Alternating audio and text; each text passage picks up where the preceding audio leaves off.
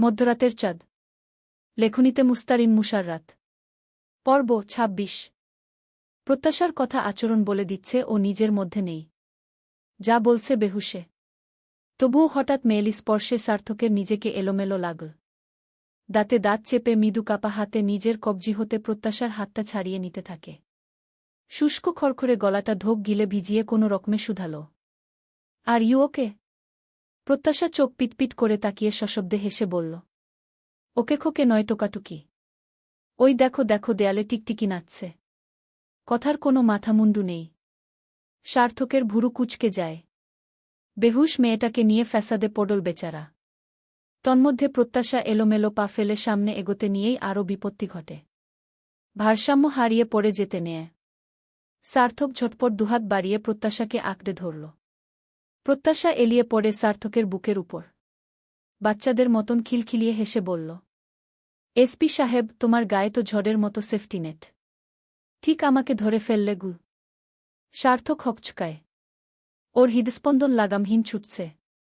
কোনো রকমে নিজেকে সামলিয়ে ধীরে ধীরে প্রত্যাশাকে ঠিকঠাক করে বিছানায় বসিয়ে দেয়া। যেই সরে দাঁড়াবে আর অমনি হালকা টান খেল টি-শার্টে। প্রত্যাশার গলার সোনালি চেইনটা টি-শার্টের উপরের বোতামে আটকে গেছে। প্রত্যাশা বাচ্চাদের মতো নাকমুখ কুঁচকে এক হাতে চেইন ধরে টান দিতেই সার্থকের মাথাটা প্রত্যাশার দিকে আরেকটু ঝুঁকে এল। সার্থক তৎক্ষণাৎ জড়ানো স্বরে বলে উঠল, স্টে স্টে স্টিল, আমি ছাড়াচ্ছি গু।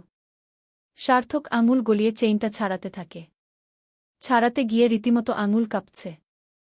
বুঝল বুকের ভেতর ধুকপুকানি বেড়ে যাচ্ছে। মেয়েটা চাইছেটা কি? নিজে তো হুঁশে নেই। আরেকজনের হুঁশেরও দফারফা করতে চাইছে। মেয়েটাকে ভালো লাগে। একটু একটু নয়, খুব বেশিই ভালো লাগে। দেখতে ভালো লাগে, তাকে একটু ছুঁয়ে দেওয়ার বাসনাও বেহাজা নির্লজ্জ মনে জাগে। চাইলেই আজ মেয়েটাকে কাছে টেনে নেওয়া যাবে, যেখানে জোরজবরদস্তি থাকবে না। সার্থকের এক সত্তা উস্কানিমূলক চিন্তা নিউরনে জাগাচ্ছে। বেসামাল করতে চাইছে। তবে বিবেক এসে দেয়াল তুলে দিল। একেতেই মেয়েটির উপর কোনো অধিকার নেই। তার ওপর মেয়েটি অন্য কারো স্ত্রী। নিজের মনকে প্রসন্ন করতে, নিজের জীবনের প্রথম ভালো লাগা, ভালোবাসাকে পেতে বিবেক বিসর্জন দিলে নিম্ন শ্রেণীর প্রাণী কুকুরের থেকেও অধম হতে হবে। মনের আবেগে রিপুর তাডনে গানা ভাসিয়ে সার্থক বিবেক মনুষ্যত্বের আহ্বানে সাড়া দিল। চেইনটা ছাড়ানো মাত্র সে এক ধাপ পিছিয়ে দাঁড়াল। ঝড়ো শ্বাস সামলাল। পিছনে আর ফিরে না তাকিয়ে লম্বা পা ফেলে রুম থেকে বেরিয়ে গেল।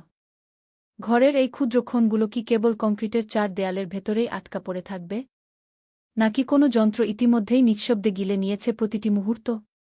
স্টুডেন্টরা বাসে উঠার প্রস্তুতি নিচ্ছিল সেই মুহূর্তে সেকি বৃষ্টি। বৃষ্টির দরুন যাওয়ার প্রোগ্রাম ক্যান্সেল করা হয়। সবাই হোটেলে ফিরে আসে। বৃষ্টি থামলে সন্ধ্যার আগেই রওনা হবে এবারে ফেরার যাত্রা। হাবিবুর রহমান হঠাৎ হ্যাপিকে একলা দেখে দায়িত্ববোধ থেকে প্রত্যাশার কথা জিজ্ঞেস করেন। হ্যাপি বলতেই ভাগ্নির উপর কিছুটা চড়াও হলেন। একা একা কোনো আক্কেলে ছেড়ে এলো। দ্রুত ফোন দিয়ে খোঁজ নিতে বলেন। কোনো হোটেলে আছে। এও বলেন স্বয়ং নিজে গিয়ে প্রত্যাশাকে আনবে। ফোন দিলেও রিসিভ হচ্ছে না। এতক্ষণে সবার মধ্যে কানাঘুষা শুরু হয়ে গেল। প্রত্যাশাকে পাওয়া যাচ্ছে না। তিলকে তাল বানানোর মতো অবস্থাও হল। কেউ কেউ আজগুবি কথাবার্তা বলা শুরু করে দিল আডালে আবডালে। দেখো, কোনো ছেলেটেলের সাথে হাওয়া হলো না তো। আরও কত কি ফিসফিসানি চলতে থাকল। বৃষ্টির বেগ কমলেও সকলের চিন্তা উদ্বেগ বেড়েছে কয়েক গুণ। সন্ধ্যা হয়ে আসছে। কিছুক্ষণ পরেই রওনা দিবে। অথচ প্রত্যাশার হদিস পাওয়া যাচ্ছে না। হাবিবুর রহমান সহ আরেকজন টিচার হোটেলে খুঁজতে গেল। কোয়েলের মুখ ভার। মাথা নুইয়ে অপরাধীর মতো মুখ করে দাঁড়িয়ে। হ্যাপির চোখের কোণ ভেজা। নাহিদ ফট করে হ্যাপির মাথায় চাটি মেয়ে ক্ষীরের আগে গজগজ করতে করতে বলল, দেবক ঘা চটকানি। হারামি কোথাকার। আই ছেমডি, তোরা কোনো আক্কেলে ওকে একলা ছেড়ে আসলি। আনার সময় তো উস্কিয়ে উস্কিয়ে বাড়িতে গিয়ে অবধি হেনত্যানো বলে আন্টিকে কনভিন্স করালি। আর ও? হ্যাপি ফ্যাসফ্যাস করে কেঁদে উঠল। কোয়েল মিনমিনে স্বরে সহসাই বলে উঠল, আসলে ও তো সবসময় ফাজলামো করে। আমি ভেবেছিলাম ও ঘুরতে যাবে না, জন্যই ঘুমের কথা মিথ্যে বলছে। দেখলি না আসতে পথে গাড়িতে কেমন বমির অ্যাক্টিং করল। তাই ভাবলাম ও বরং ওর আত্মীয়দের সাথেই সেফে থাক। আমরা ঘুরে আসি। এখন যে ব্যাপারটা এমন হবে ভাবতে পারিনি। বিশ্বাস কর, ওর খারাপ কিছু হোক সেটা কখনো চাই না। গি রোহান তেতে উঠল। চোয়াল শক্ত করে বলল, ওকে ছেড়ে আসলি? কোনো হোটেলে ওনারা উঠেছে, ঠিকঠাক নামটাও বলতে পারছিস না। ওনাদের নামধামও জানিস না। এদিকে আরেকটু পরেই সন্ধ্যা নামবে, অথচ এখনও প্রত্যাশার খবর নেই, ফোন ধরছে না। আন্টি আঙ্কেল তো তোদের দুটোকে পইপই করে বলেছিল ওকে সাথে সাথে রাখতে। তোরা কি করলি? ঘুরতে যাওয়াই তোদের কাছে আগে? বালের ঘুরতে যাওয়ার গুষ্টি উদ্ধার করি। শালার বন্ধুর থেকে ঘুরতে যাওয়া সব দেখাই নাকি আগে? লজ্জা করছে না তোদের দুটোর? কেমন বন্ধু? বন্ধুর পায়ে ব্যথা ও হাঁটতে পারবে না, সাথে থাকলে নিজে দেখতে পারব না। এই জন্য অন্যর ঘাড়ে গুজে দিয়ে একলা ফেলে আসিস। মির্জাফর সব কোথাকার। আরে তোরা একবার বলতিস আমি আর রোহান না হয় ওর সাথে থেকে যেতাম। তোরা দুটো মরার ঘোড়া ঘুরতি ঘো। হ্যাপি ঝরঝরিয়ে কেঁদে উঠল। এক হাতে মুখ চেপে বলল, আমি কোয়েলকে বলেছিলাম। ও শোনেনি আমার কথা। নিজের মতো বলে আমাকেও এক প্রকার জোর করে এনেছে গিয়ে। নাহিদ এক হাত কোমড়ে রেখে অন্য হাতে কপাল ঘষে বলল, উফ, ওইটার আবার মাথার তার ছিঁড়া আছে।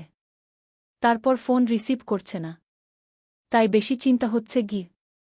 কোয়েল কণ্ঠে এক সমুদ্র আফসোস আর অপরাধ বোধ মিশিয়ে বলল, সরি, আমি একদম বুঝতে পারিনি। ওনারা ওর আত্মীয়, তাই আমি অত কিছু ভাবিনি। ভেবেছিলাম হোটেলে থাকা বা বাসে জার্নি করার চেয়ে ওনাদের কাছে নিরাপদে থাকবে। কিন্তু এখন প্রশ্ন, প্রত্যাশা ফোন রিসিভ করছে না কেন? হ্যাপি নাক টেনে ভেজা গলায় বলল, ওর কোনো বিপদ হয়নি তো? ও ঠিক আছে? ওনাদের সাথেই আছে তো? এখানে দাঁড়িয়ে সময় নষ্ট না করে রোহান চল খুঁজে দেখি গু। নাহিদ আর রোহান দুজনেই বেরিয়ে গেল। অফিসিয়াল কাজ শেষ করে বিকেলে নীরব ইচ্ছেকে দেখতে আসে। আচমকা আজ মনটা কেমন জানি বিক্ষিপ্ত লাগছে। ভালো লাগছে না। ভাবে ইচ্ছের সাথে দেখা করে তারপর একবার হসপিটালেও যাবে।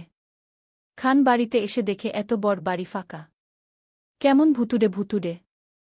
বুয়া দরজা খুলে দিতেই নীরব জিজ্ঞেস করল, ইচ্ছে? ইচ্ছে কোথায়?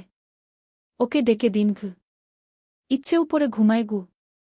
হাত ঘড়িতে সময় দেখে নীরব বলল, সেটা বাঁচতে চলল, এখনো ঘুমিয়ে আছে গি। হয় স্যার, এই বাড়িতে একমাত্র ইচ্ছের জন্যই আসা হয়। অন্যরা কে কোথায় এসব জানবার বিন্দুমাত্র আগ্রহ নেই। নীরব স্থির করে চলে যাবে। আবার কি মনে করে ভাবলেকপল দেখে যাই। গাম্ভীর্য বজায় রেখে শুধাল, ইচ্ছে কোনো রুমে থাকে? 2 তলায় উইঠা ডানে গিয়া মাঝখানে যে রুম আছে ওই ডাগু। নীরব ত্রস্ত পায়ে সিঁড়ি বেয়ে উঠল। দরজার ফাঁক গলে দেখা গেল ইচ্ছে জানালার গ্রিল দুহাতে ধরে কপাল ছুঁই ছুঁই করে দাঁড়িয়ে। অদূর আকাশপানে ফ্যালফ্যাল করে তাকিয়ে নিজে নিজেই বলছে, পাপা তুমি জানো, কাল আমি ছাদ থেকে রংধনু দেখেছি। খুব মজা হয়েছে। তুমি থাকলে দেখতে খুব মজা হতো, হি হি উ। তারপর হালকা মাথা দুলিয়ে অস্পষ্টে ফিসফিস করল, পাপা তুমি তো আছি, তাই না? পরমুহূর্তেই মুখ ভার হয়ে এলো, তুমি নেই? মাম্মাটাও নেই। জানো পাপা, মাম্মা আমায় উল্পো আদর করে। এইটুকুন শব্দগুলো বিষের মতো কানে বিঁধল নীরবের। ছোট্ট মেয়েটা একা একা কল্পনা করে আপনমনে কথা বলছে। এভাবে চললে মানসিক ট্রমা, বিচ্ছিন্নতার ভয় ইচ্ছের মনে জেকে ধরবে। নীরবের বুকটা ভারী হয়ে আসল। গলাটা নরম করে সস্নেহ ভরা কণ্ঠে ডাকল, ইচ্ছে মামনি। ইচ্ছে আচরানো পাখির মতো ঘুরে তাকাল। চোখ দুটো চকচক করছে। মুখে অনাবিল হাসি ফুটে উঠল। পাপা। দৌড়ে এসে নীরবের কোমর জড়িয়ে ধরল। নীরব এক ঝটকায় কোলে তুলে আদুরে গলায় বলল, মামনি, একা একা কার সঙ্গে কথা বলছিলে? ইচ্ছে নিষ্পাপ স্বরে বলল, আমি তো তোমার সাথেই কথা বলি পাপা। উনুম। মাম্মা নেই, তাই কাল মাম্মার সাথেও বলেছি গু। ইচ্ছের গালে চুমু খেয়ে নীরব বলল, তুমি একা? মোনা আন্টি কোথায়? বিকেলে ঘুরতে যাওনি? ইচ্ছে দুদিকে মাথা নাড়িয়ে বলল, উহু, মোনা নেয় না। জানো পাপা, আমি খেলতে বললেও মোনা আমার সাথে খেলে না, বলে পড়ে মাম্মা থাকলে খেলে। মাম্মা নেই। মোনা ফোন টেপে ঘি। আকস্মিক নীরবের কদিন আগে নিউজফিডের একটা নিউজের কথা মনে পড়ল। বাবা মা দুজনেই চাকরি করে, ছোট্ট মেয়েটাকে বুয়ার কাছে রেখে যায়। মেয়ে বারবার বলতাম্মু তুমি থাকো না, আমার ভয় করে। মা হেসে বুয়া তো আছে, ওর সাথে খেলবে, সময় কাটাবে, কিন্তু সেই বুয়া সারাদিন সিরিয়ালে ডুবে থাকত। মেয়েটা একা একা খেলা করত, নিজে নিজে কথা বলত, হাসত। ধীরে ধীরে বাস্তব গুলিয়ে ফেলত। শেষমেশ বাচ্চাটা বুদ্ধি প্রতিবন্ধী হয়ে যায়। ড্রয়িংরুমের সোফায় নীরবের গা ঘেঁষে ইচ্ছে বসে টেডি নিয়ে খেলছে। মনা মাথা নুইয়ে ওড়নার আঁচল 2 হাতে মুঠো করে ধরে ভয়ে জড়সড় হয়ে দাঁড়িয়ে। নীরব ভ্রু কুঁচকে তীক্ষ্ণ দৃষ্টিতে তাকাল। তোমাকে ইচ্ছের দেখভালের জন্যই রাখা হয়েছে। বাচ্চাটাকে সময় না দিয়ে তুমি সিরিয়াল দেখলে, ঘুমালে, তাহলে মাস শেষে যে বেতন পাও সেটা কি হালাল হয়? ইচ্ছেকে দেখাশোনা করা তোমার দায়িত্ব। ওকে পর্যাপ্ত সময় দেওয়াও দায়িত্বের মধ্যে পড়ে। দায়িত্বটাকে দায়িত্বের মতো নাও।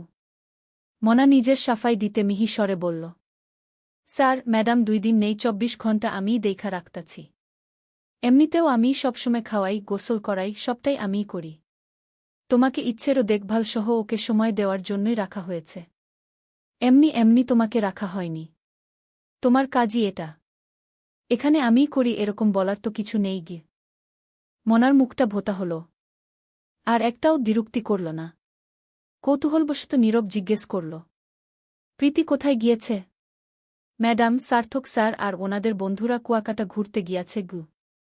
নীরবের মাথায় কুয়াকাটা শব্দটা ঝিনি পোকার মতো ঝিনঝিন শব্দ তুলে বাজতে লাগল। কপালে প্রগাঢ় ভাঁজ ফেলে প্রশ্ন করল, কবে গিয়েছে ওরা? নীরব জোরালো নিঃশ্বাস ফেল।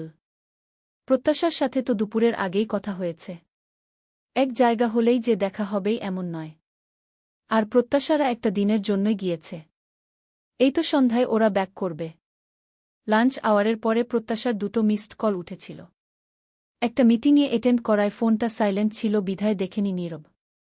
কাজ শেষে কল ব্যাক করে প্রত্যাশার সাড়া না পেয়ে নীরব ভাবে, ঘোরাঘুরি করছে হয়তো, তাই খেয়াল করেনি। নীরবের এখন হঠাৎ টেনশন শুরু হল। ফোন বের করে প্রত্যাশার নম্বরে লাগাতার কল করে চল। গোধূলির আকাশ মেঘে ঢাকা। দুশ্চিন্তার মেঘ নীরবের মনাকাশেও জমা হচ্ছে। প্রত্যাশাকে ফোনে পাওয়া যাচ্ছে না। নীরব 2 আঙুলে কপাল চেপে আরেক হাতে ফোনটা কানে ধরে বিটবিট করল। Pratyasha, pick up the phone please Pratyasha. সার্থক লেবুর শরবত জোগাড় করে অদ্রিকার হাতে দিয়ে বলল, অদ্রি, এটা প্রত্যাশাকে খাইয়ে দে। জোর করে হলেও খাইয়ে দিবি গু। অদ্রিকা দরজার দোরগোড়ায় দাঁড়িয়ে ঢোক গিলে বলল, আমি খাইয়ে দিব? হুম, তোকেই তো বললাম। কেন, কোনো সমস্যা? না মানে? ওর কথাবার্তা আর আচরণ দেখে কেন জানি আমার খুব ভয় লাগছিল। আমার দিদুনের বলা ভুতুড়ে গল্প আমি আজ অবধি বিশ্বাস করিনি। তবে সেই মুহূর্তে একটা সুস্থ মেয়ের হঠাৎ চেঞ্জ দেখে আমার ছোটবেলায় শোনা ভুতুড়ে গল্পই মনে উঠেছিল। দিদুন বলতো, মেয়েছেলেদের খোলা চুলে এখানে সেখানে নদীর ঘাটে ঘুরতে নেই। তালগাছ, নারিকেল গাছ, বটবট গাছে তেনারা থাকেন। তেনারা ঘাড়ে চাপেন। আর তেনারা ঘাড়ে চাপলে সেই মেয়েরা কেমন কেমন পাগলের মতো আচরণ কি। অদ্রিকার কথা থামিয়ে সার্থক বিরক্ত গলায় বলল, স্টপ অদ্রি। স্টুপিডের মতো কথাবার্তা বন্ধ কর। কি তেনারা শুরু করেছিস? তুই একটা হাইলি এডুকেটেড মেয়ে হয়ে এসব কি বলছিস অদ্রি? গ্রামের বুড়ি মেয়েদের মতো কোনো মাথামুন্ডু নেই এমন লজিকলেস কথা। তেনারা ঘাড়ে চাপলেই মানুষ পাগল হয়ে যায়। আর সেই তেনারা কারা? গোড়া চিন্তা মাথা থেকে ঝেড়ে ফেল। টাইম ওয়েস্ট না করে জলদি প্রত্যাশাকে শরবত খাইয়ে দেগি। অদ্রিকা মাথা কাত করে বলল, ওকে। পরপর প্রীতির দিকে তাকিয়ে বলল, প্রীতি চলো আমার সাথে গু। প্রীতি সাথেই বলল, হ্যাঁ চলো। প্রীতিকে থামিয়ে দিতে সার্থক বলল, প্রীতিকে একটু দরকার আছে আমার। অদ্রি, তুই প্রত্যাশার কাছে ফাস্ট যা। ও রুমে একা আছে। আমি বাইরে থেকে লক করে এসেছি। না জানি রুমে একা কি করছে। অদ্রিকা বিস্মিত হয়ে বলল, হোয়াট? প্রীতিকে দরকার? আমি একলা প্রত্যাশাকে সামলাব। সার্থক ভেবে বলল, ইচ্ছে কান্নাকাটি করছে। প্রীতির সাথে কথা বলবে গু। ওহ সার্থক লক খুলে অদ্রিকাকে ইশারা করে রুমে ঢুকতে। সার্থক বলল, সমস্যা হলে আমাকে ফোন দিস। তুই ওর সাথে আয়। আমার একটু কাজ আছে গি। প্রীতি রুমে ঢোকার সাথে সাথে সার্থক দরজার নব ঘুরিয়ে লক করে দিল। প্রীতি রুমের মাঝে 2 হাত বুকে ভাঁজ করে দাঁড়িয়ে। প্রীতি কিছুটা আঁচ করেছে। এখন ওর ভাই একের পর এক জেরা করবে নিশ্চয়। সার্থক চোখমুখ কঠোর করে এগোল। প্রীতি ঠোঁটে হাসি টেনে ঠোঁট মেলবে, কিছু বলবে, ঠিক সেই মুহূর্তে ঠাস করে শব্দ হল। প্রীতির এক হাত গালে চলে গেল। বিস্ময়ে প্রীতির চক্ষু কোটর ছাড়ার জোগাড়। প্রীতি হকচকিত হয়ে বলল, ভাই জৌ। কথাটা অসম্পূর্ণ রয়ে গেল। মাথাটা সোজা করার আগেই আরেকটা থাপ্পড় পড়ল। সার্থক চোয়াল শক্ত করে বলল, প্রীতি আমি জানি তুই ইচ্ছে করে এমন কিছু করেছিস। কারণ প্রত্যাশার পায়ে ব্যান্ডেজ বাঁধা অবধি ও ঠিকই ছিল। অদ্রির ভাষ্যমতে প্রত্যাশা বাকিটা সময় তোদের সাথেই ছিল। অদ্রিকে আমি ভালো করে চিনি। আর তোকেও চিনি। তাই আমার বুঝতে এতটুকু বাকি নেই। বল কেন প্রত্যাশার সাথে তুই এমন করছিস? কিসের শত্রুতা তোর ওর সাথে? প্রীতি হাত মুষ্টিবদ্ধ করে রাগে হিসিয়ে বলল, ভাইজা তুমি ভালো করেই জানো আমাদের শত্রুতা কার সাথে। আর এই মেয়েটা ওই পরিবারেরই একজন। সিদ্দিকী পরিবার তাদের বাড়ির বুকে খুব সম্মান দেয় না? সবার সামনে তাদের বাড়ির বুকে ছোট করা মানে গোটা সিদ্দিকী পরিবারকে অপদস্থ করাগু। আসল আর প্রধান রাগক্ষোভটা কৌশলে প্রীতি গোপন রাখল।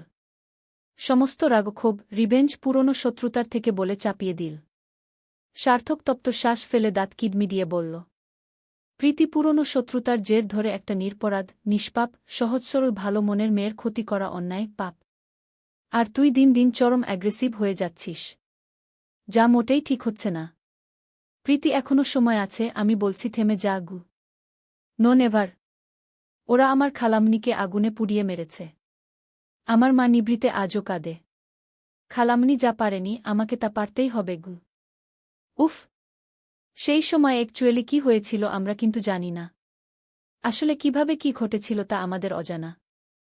এক পক্ষের মন্তব্য শুনে জাজ করা যায় না প্রীতিগু। খুব যে ন্যায়বান সাজাচ্ছ। কিছুদিন আগেই তো ফোনে ওই মেয়েটাকে পেতে আমার হেল্প চাইলে। তারপর কি এমন হলো পাল্টি খেলে? প্রীতি সেটা আমার চরম বোকামি ছিল। একসময় নীরবের সাথে জিদ করে প্রত্যাশাকে নিজের করার কথা ভাবলেও পরবর্তীতে বুঝতে পারি এটা অসম্ভব আর নিম্নমানের চিন্তা। তাই আমি তোকে নিষেধও করেছি। আর তুই কি করছিস? বিবেক, মনুষ্যত্ব জলাঞ্জলি দিয়ে একটা পরিবারকে হেনস্তা, অপদস্থ করবি বলেই নিরীহ মেয়েটার ক্ষতি করতে চাইছিস গি?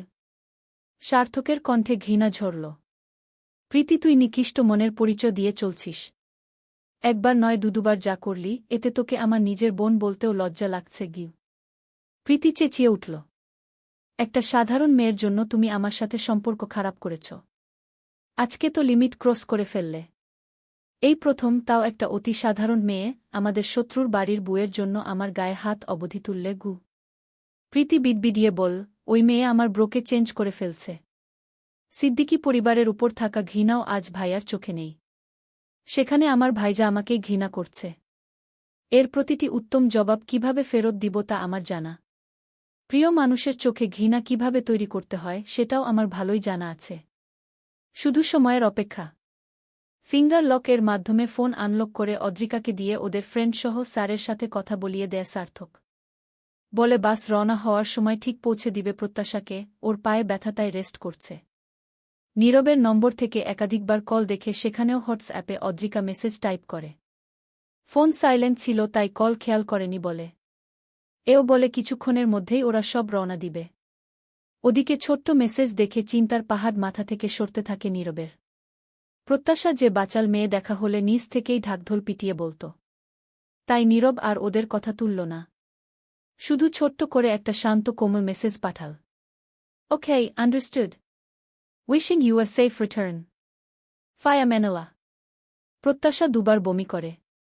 লেবুপানি খেয়ে চোখমুখে বারবার পানির ছিটা দিয়ে কিছুটা হুঁশে আসতেই ফিরবে বলে গো ধরে। এখানে আসার পরের কথাগুলো ওর কিছুই মনে পড়ছে না। অদ্রিকা কিছু বলতে গেলেও সার্থক আটকে দিয়ে পায়ে ব্যথা হচ্ছিল তাই ওদের সাথে এনেছিল বলে পাশ কাটিয়ে দেয়া। সন্ধ্যার পর সার্থক নিজে ড্রাইভ করে প্রত্যাশাকে ওদের বাসে তুলে দিয়ে আসে। 2-3 দিন পর পড়ন্ত বিকেল। নীরবের এক বন্ধুর বিবাহবার্ষিকী উপলক্ষে দাওয়াত পড়েছে। বিবাহিত বন্ধুরা সবাই সঙ্গিনীসহ নিমন্ত্রিত। সকালেই নীরব ফোন করে প্রত্যাশাকে বলেছিল যেন রেডি থাকে। বাড়িতে ঢুকে অধরার সঙ্গে সৌজন্য বিনিময় করে সে সোজা প্রত্যাশার রুমের দিকে এগোয়। অধরা নাস্তার আয়োজন করতে ব্যস্ত। ভেজানো দরজাটা এক হাতে সরিয়ে দিতে না দিতেই নীরবের চোখ বিস্ময়ে বড়বড় হয়ে যায়। প্রত্যাশা আয়নার সামনে দাঁড়িয়ে আঙুলের খাজে শাড়ির কুচি গুছিয়ে কোমরে গুজে নিচ্ছে। পরপর আঁচল বুকের উপর টেনে আনতে গিয়েই মাথা হালকা ঘুরাতেই চোখে চোখ পড়ে নীরবের সঙ্গে। প্রত্যাশা চমকে একটু চেঁচিয়ে উঠল, ইয়া আল্লাহ! আপনি কখন এলেন? আর ওখানে দাঁড়িয়ে ওভাবে তাকিয়ে আছেন যে? কি দেখছিলেন বলুন তো? নীরব ঠোঁটের কোণে দুষ্টু হাসি টেনে এগোল। দুই আঙুলে কপাল চুলকিয়ে দুষ্টুমির স্বরে বলল, এই জন্যই তো সকালেই বলে রেখেছিলাম রেডি হয়ে থাকতে। কিন্তু তুমি যে এমন দৃশ্য বানাবে সেটা তো বলনি। এখন বলো এই অবস্থায় কোথায় যাই? বরং এখানেই খুন হয়ে যাই তোমার সৌন্দর্যে। প্রত্যাশা লজ্জায় চোখ বড়বড় করে বলে, উফ, কি সব আজেবাজে বলেন আপনি? নীরব দুপা এগিয়ে খুব কাছাকাছি দাঁড়াল। ফিসফিসিয়ে বলল, আজেবাজে না, একদম সত্যি। প্রত্যাশা ভ্রুকুচকে রাগ দেখানোর ভান করে বলল, একদম নাটক করবেন না। এখন বলুন ঠিক কতক্ষণ ধরে দাঁড়িয়েছিলেন? নীরব ঠোঁটে জোরালো হাসি টেনে মুগ্ধ কণ্ঠে বলল, তোমার চোখ আমার চোখে পড়ার আগ পর্যন্ত আমি সময়ের হিসেব ভুলে গিয়েছিলাম। এমনকি নিজেকে চিনতেও ভুলে যাচ্ছিলাম। তোমার রূপে, তোমার উপস্থিতিতে যেন এক মুহূর্তে সব কিছু থেমে গিয়েছিল। প্রত্যাশা চোখ নিচু করে লাজুক হাসি চাপতে চেষ্টা করল। কিন্তু দুগালের লালচে আভা ওর সমস্ত চেষ্টা ব্যর্থ করে দিল। নীরব দুহাতে পেছন থেকে প্রত্যাশার কোমর জড়িয়ে ঘাড়ে থুতনি রেখে দুষ্টু স্বরে ফের বলল, জানো, যদি কেউ আমাকে জিজ্ঞেস করে স্বর্গ সুখানুভূতি কেমন, আমি বলবো, এই তো আয়নার সামনে দাঁড়িয়ে কুচি গুজে নেওয়া একটা মেয়ের মতো গু। প্রত্যাশা কাঁধের আঁচল ঠিক করতে করতে বলল, আপনাকে যতটা শান্ত ভদ্র দেখায় আর আমিও আগে আপনাকে যেরকম ভেবেছিলাম মোটেই আপনি তেমন নয় গিয়ে। প্রত্যাশার উন্মুক্ত গলায় নাক ঘষে নরম গলায় জিজ্ঞেস করল নীরব, তাহলে কেমন আমি? বলো শুনি। প্রত্যাশার সারা শরীরে বিদ্যুৎ স্পৃষ্ট হওয়ার মতো অনুভূতি হল। পায়ের তালু অবধি শিরশিরানি দিয়ে উঠল। শুকনো ঢোক গিলে নিজেকে সামলান।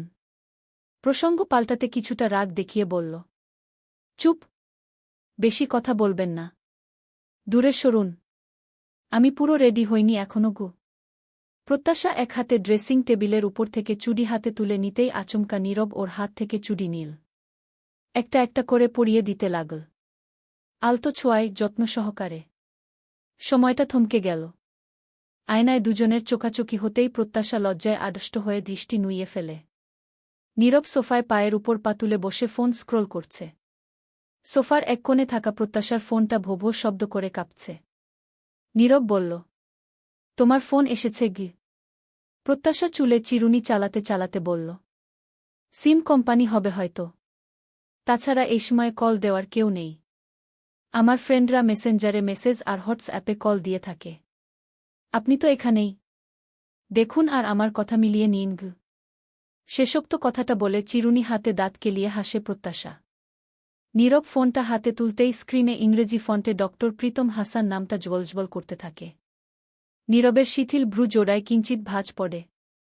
ফোনের স্ক্রিনে নীরবের ওভাবে তাকিয়ে থাকা দেখে প্রত্যাশা এগিয়ে এসে বলল, কি হল, কে ফোন দিয়েছে?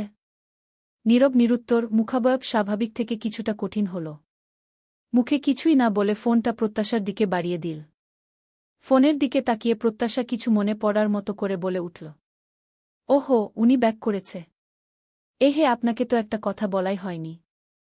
আপনি যে ব্যস্ত মানুষ, সারাদিন চোর ডাকাতের ফাইল ঘেঁটে সময় পার করেন। রাতে আমার ভীষণ ঘুম পায়, তখন আপনি কল করেন। বলার কথা খেয়ালই হয়নি। ওখানে আমার প্রীতি আপুদের সাথে দেখা হয়েছিল। একটু থেমে ফোনটা হাতে নিয়ে প্রত্যাশা সরল হেসে বলল, যাই বলুন না কেন, আপনার ব্যয় কিন্তু কাইন্ড হার্টেড মানুষ। আমাকে অনেক হেল্প করেছিলেন। ওনাকে থ্যাঙ্কস জানানো হয়নি। ছোট্ট একটা থ্যাঙ্কস দিতে দুপুরে কল দিয়েছিলাম। তখন মেবি ব্যস্তটস্ত ছিল, রিসিভ করেনি। এখন ব্যাক করেছে দেখছি। 1 মিনিট আমি কথা বলে নিই গু। সামনের ব্যক্তির মুখাবয়ব লক্ষ্য না করেই এক নাগাডে ঘন ঘন কথা বলে থামল প্রত্যাশা। চলবে। ঈদে বাড়িতে এসেছি, অনেক লোকজনের ভিডে লিখতে পারিনি। বিলম্বের জন্য দুঃখিত। আর এতটা লেট হবে না ইনশাল্লাহ। মধ্যরাতের চাঁদ। লেখনীতে মুস্তারিন মুশাররাত। পর্ব ২৭। ফোনটা আবার কেঁপে উঠতেই প্রত্যাশাত্রস্ত রিসিভ করল। নীরব নিজেকে স্বাভাবিক দেখাতে সামনের ছোট্ট টেবিলের উপর থেকে ম্যাগাজিনের বইটা হাতে তুল। প্রত্যাশা ফোনটা কানে নিয়ে হালকা গলায় বলল, আসসালামু আলাইকুম গ। ওপাশ থেকে সার্থকের শান্ত গম্ভীর গলা ভেসে এল, ওয়ালাইকুমুসসালাম গে। একরাশ কৃতজ্ঞতা মেশানো সুরে বলল প্রত্যাশা, সেদিন আপনি কতটা হেল্প করলেন, একটা ধন্যবাদও দেওয়া হয়নি। তাই দুপুরে ভাবলাম একটা ধন্যবাদ জানাই। কিন্তু কথার মাঝখানেই সার্থক থামিয়ে দিয়ে বলল, ইটস ওকে কে। পরপর একটা গভীর নিঃশ্বাস ফেলে নরম কণ্ঠে জিজ্ঞাসা করল, তোমার পায়ের অবস্থা কেমন? ব্যথা আছে কি? কোনো প্রবলেম নেই তো? প্রত্যাশা হালকা মাথা নাড়ল। ছটপট বলল, না না, ব্যথা একদম নেই। এখন ভালো আছি। গুড। ওষুধ প্রেসক্রাইবের চার্জটা কিন্তু পান আপনি। আত্মীয় বলে আবার সৌজন্য করবেন না কিন্তু প্রত্যাশার বোকাসোকা সরল কথাটি শুনে সার্থক হেসে ফেল। বলল, এতটা ব্যবসায়ী হতে পারব না। আত্মীয়দের সঙ্গে হিসেব নিকেশ চলে না। আর আত্মীয় স্বজনেরও তো অধিকার আছে। ওটা তোমার অধিকার ছিল। এখানে চার্জের প্রশ্নই আসছে না আগে। কথা বলতে বলতে আকস্মিক চোখের তারায় দিঘির জলের মতো ভাসা ভাসা দুটো চোখ, মায়াবী একখানা মুখ ভেসে উঠল। বেহাজা মন না জানি উসকে দেয়, এই ভয়ে তটস্থ হল সার্থক। আর হল বলেই হঠাৎ কথার রেশ ছিঁড়ে প্রসঙ্গ বদলিয়ে বলে উঠল, আচ্ছা প্রত্যাশা, আমি একটু বিজি আছি। এখন রাখছি। ভালো থেকো, বাই। ওদিকে নীরবের মুখ থমথমে। ভেতরে জমে থাকা রাগ ফুসফুস করে ফাটিয়ে উঠতে চাইছে।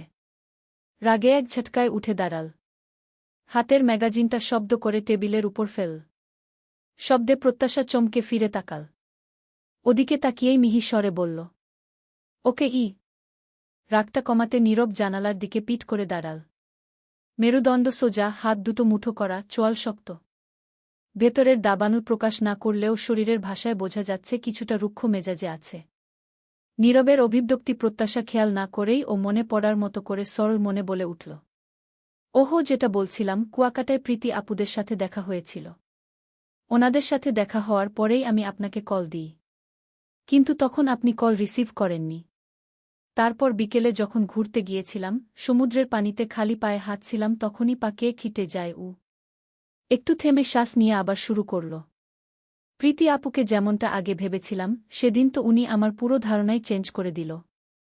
উনাকে যতটা রুক্ষ মনে হয়েছিল সেদিন, কথা বলে তেমন মনে হল না। আমার তো ওনাকে যথেষ্ট আন্তরিকই মনে হল। প্রীতি আপু নিজে ফার্স্ট এইড বক্স নিয়ে এলেন। আর উনার ভাই ওষুধ প্রেসক্রাইব করে দিলেন। তারপর ব্যান্ডেজও। কথা শেষ হওয়ার আগেই হঠাৎ নীরব ঘুরে দাঁড়াল। রুক্ষ ঝাঝালো স্বরে বলল, তুমি কিভাবে চলো? ঘুরতে গিয়েও একটা না একটা ঘটনার জন্ম দিতেই হবে। এতজনের কারো কিছু হয় না, আর তুমি গিয়ে পা কেটে নাও। আর সেই সুযোগে অন্যদের সাথে গল্প জমাও। প্রত্যাশা বিস্ময় আর বিরক্তির মিশ্র সুরে বলল, আরে আপনি রেগে যাচ্ছেন কেন? আমি তো সবটা বলার আগেই আপনি ঝাড়তে শুরু করলেন। আর কেটে গেলে আমারই বা কী দোষ? আমি কি ইচ্ছে করে করেছিলাম? আজব তো। প্রত্যাশা ঠোঁট ফোলাল। গাল দুটো অভিমানে ভারী হল। প্রত্যাশার অভিমানী মুখের দিকে তাকাতেই নীরবের মুখের আদল মিয়ে আসল। গলার স্বর আগের তুলনায় নরম করল। তবুও সাবধানবাণী নামল প্রতিটি বাক্যে। ওকে ওকে, এখন গাল ফুলিয়ে নাটক করো না। এখন আমাদের বেরোতে হবে। তবে শোনো, আগেও বলেছি, আবার বলছি, কিছু কিছু মানুষের সংস্পর্শে না যেয়ে দূরে থাকাই বেটার। আর সব মানুষের বাহ্যিক ব্যবহার দেখে পুরো বিশ্বাস করে ফেলো না। কারো সাময়িক আন্তরিকতায় নিজেকে পুরোপুরি উজাট করে দিও না। জীবনে চলতে গেলে বুদ্ধি খাটাতে হয়, চোখ খোলা রাখতে হয়। সবাই সবসময় যেরকম মনে হয় আসলে কিন্তু সেরকমই হয় না। প্রত্যাশা কতটা গুরুত্ব দিল বোঝা গেল না। ও বোঝার চেষ্টাই করল না। এক কান দিয়ে শুনে আরেক কান দিয়ে বের করে দিল। এর মধ্যে নীরবের ফোনটা বেজে উঠল। আননাউন নম্বর দেখে নীরব কপালে ভাঁজ ফেলে রিসিভ করল। হ্যালো বলতেই ওপাশ থেকে পুরুষ গলা এল। অফিসার নীরব বলছেন? নীরব ভ্রু গুটিয়ে জবাব দিল, জি। নীরব মাহবুব স্পিকিং। আমি ডিআইজি অফিস থেকে বলছি, সৎ, সাহসিকতা আর দক্ষতার পরিচয় দেওয়ার জন্য আপনাকে মেডেল দেওয়া হবে। অতি সত্বর হেড অফিসে চলে আসুন। এখানে। কথা সম্পূর্ণ করতে না দিয়ে নীরব রুক্ষ স্বরে বলল, ফাজলামো রাখ। নম্বর চেঞ্জ করলে কি গলার স্বরও চেঞ্জ হয়? আরে ওইটাই তো চ্যালেঞ্জ ছিল। দেখলাম ধরতে পারিস কিনা। আচ্ছা দোস্ত, কই তুই? সবাই তো পৌঁছে গেছে। তুই কোথায় শালা? বিয়ে করলি, জানালি না। দাওয়াতও দিলি না। এখন তো সবাই বউ নিয়ে এসেছে, তোর বউ আনবি না? নাকি সবাই বউ দেখে ফেলবে বলে আসছিসই না? নীরব ঠোঁট শক্ত করে ছোট করে বলল, ফাজলামো কথাবার্তা বলতে অন্য কাউকে খুঁজে নে। ফাজলামির সাথে টাইম ছিষ্ট করার মতো মুডে নেই আমি। আসছি। ম্যারেজ অ্যানিভার্সারি পালন কম একে বন্ধুদের গেট টুগেদারই বলা যায়। ফয়সালের ল্যাব ম্যারেজে বন্ধুদের অবদান অনস্বীকার্য। ক্লাসমেটের সাথে প্রেমের সূচনালগ্ন থেকে বিয়ে অবধি যেসব বন্ধু পাশে থেকেছে, যাদের সঙ্গে হৃদ্যতা আর সখ্যতা গড়ে উঠেছিল, তাদেরই কয়েকজনকে সে আমন্ত্রণ জানিয়েছে নিজের নিরিবিলি ফ্ল্যাটে। সম্পর্কের পথচলার এই স্মরণীয় দিনে আপন মানুষগুলোকে সঙ্গে রাখতেই এমন ঘরোয়া আয়োজন। ড্রয়িংরুমে বন্ধুদের হাসাহাসি আর গল্পের আসর জমেছে। এমন সময় একজোড়া দম্পতির আগমন ঘটে। সবার চোখ তাদের দিকে। প্রত্যাশা নীরবের সাথে পায়ে পা মিলিয়ে এগিয়ে এল। সোফায় বসা এক রমণীর ফর্সা মুখের আদল বিবর্ণ ফ্যাকাশে হয়ে গেল। এতক্ষণের হাসি মুখটা নিমিষেই মিয়ে আসল। প্রত্যাশার গায়ে মেরুন রঙের শাড়ি। আঁচলটা ডান হাতের ফাঁক গলে সামনে এনে রাখা।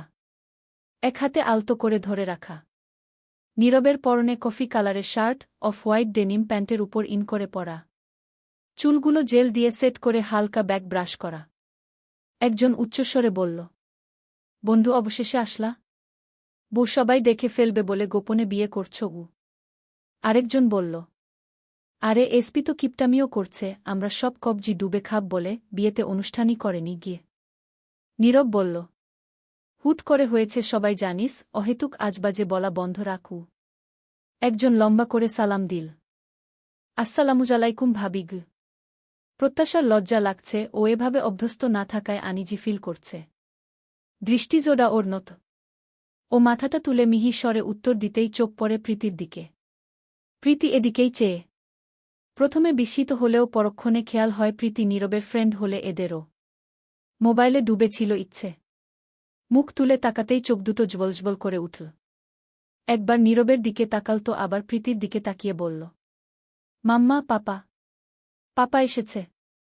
ইচ্ছে ঝট করে ওঠে এগিয়ে নীরবের সামনে দাঁড়ায়। ঝকচকে সাদা দাঁত বের করে হেসে প্রাণোচ্ছল কণ্ঠে বলল, পাপা। সবার মাঝে এভাবে বলায় প্রত্যাশার না চাইতেও কেমন জানি লাগল। ইচ্ছের গাল ধরে নীরব বলল, সুইট মামনি, কখন এসেছ? উপস্থিত কেউ কেউ একটু অবাকি হল। একজন হাসতে হাসতে মস্করা করে বলল, আরে দেখো দেখি কাণ্ড। ইচ্ছে বেবি কি নীরবকেই নিবিড় ভাবছে? আর টুইন্স হলে ইচ্ছেরই বা কি দোষ? ও ছোট মানুষ, অত বুঝে না কি গু।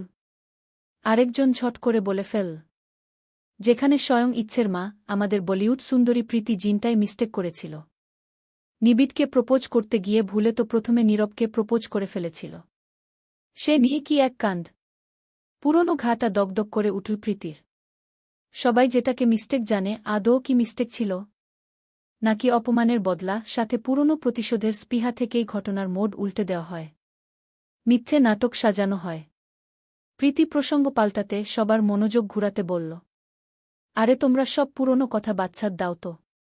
এতক্ষণ তো সবাই নীরবের বউ দেখার জন্য মুখিয়েছিলে, তাকেই বরং দেখো গু।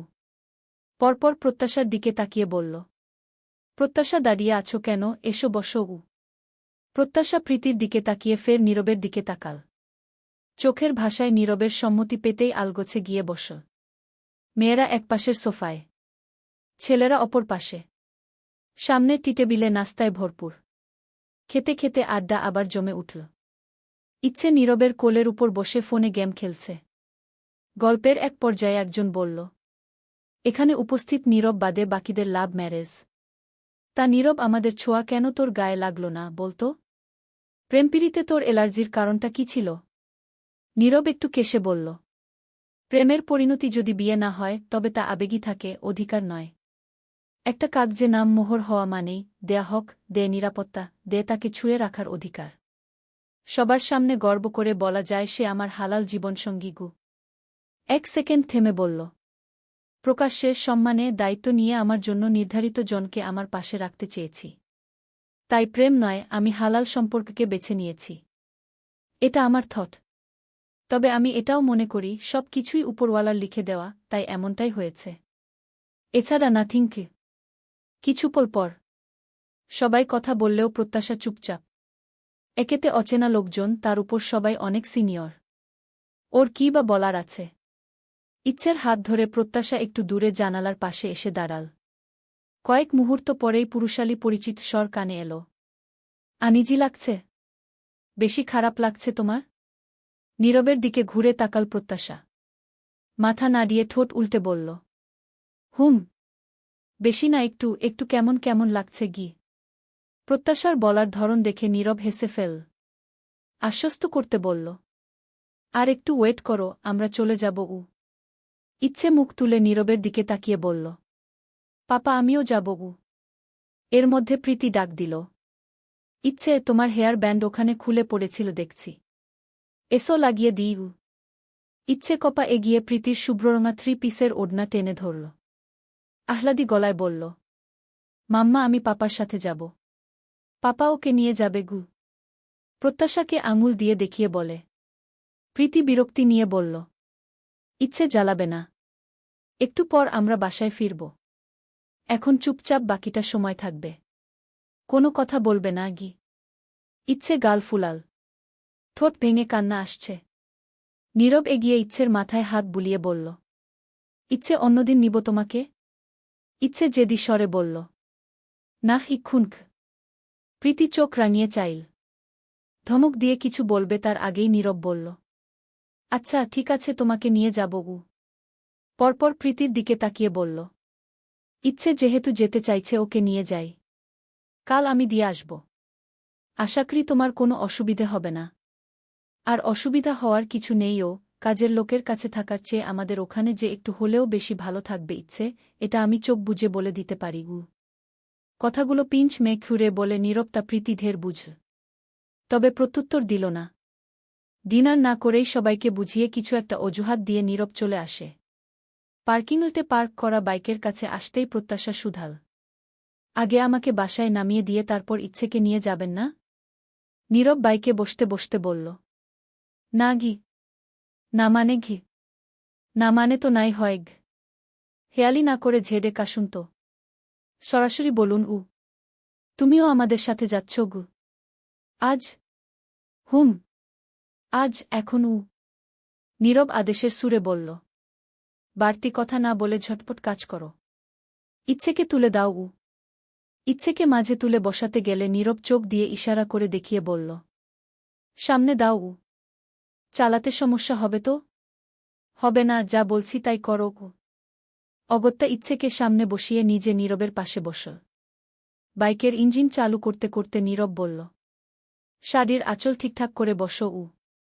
প্রত্যাশা শাড়ির আঁচল কোলের উপর তুলে এক হাত কোলের উপর রাখল। অপর হাতে নীরবের পেট জড়িয়ে ধরল।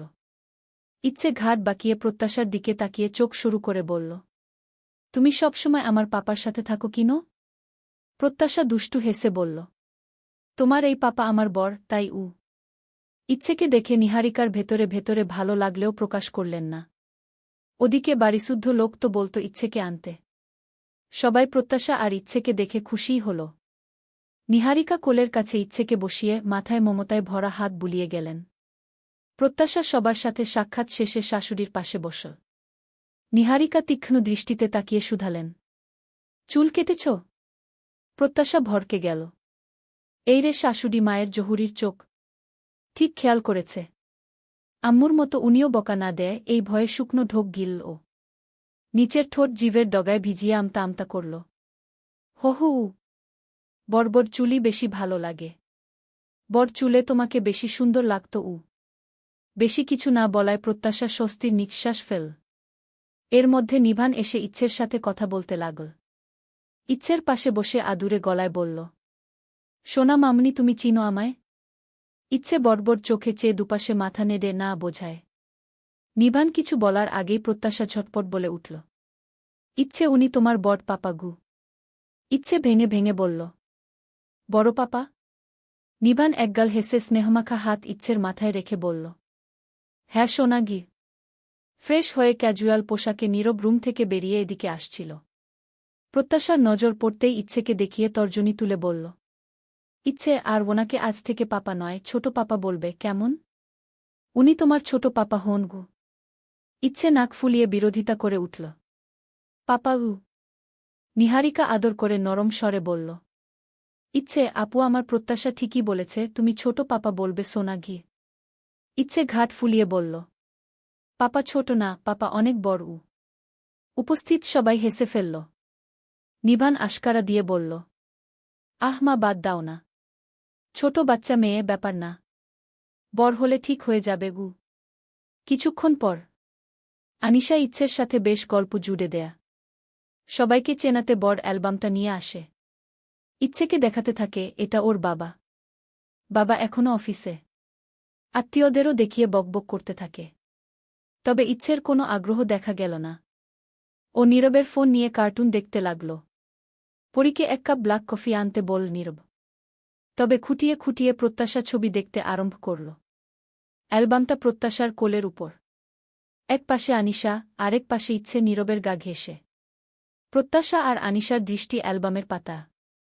ছবির পাতা উল্টে উল্টে হঠাৎ একটা পাতায় এলেই আনিশা খিলখিল করে হেসে বলে উঠল।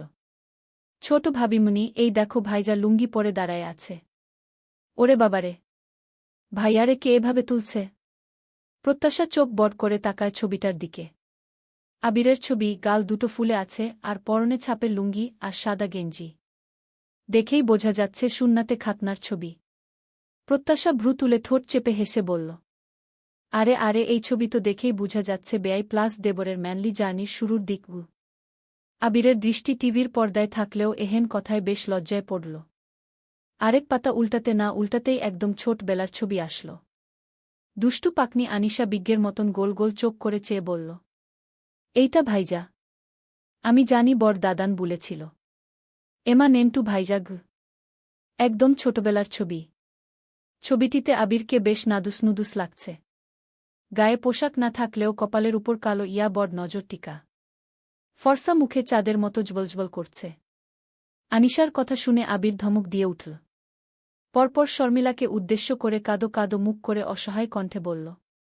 আম্মু এসব ছবিও রাখা লাগে নাকি? কি একটা অবস্থা!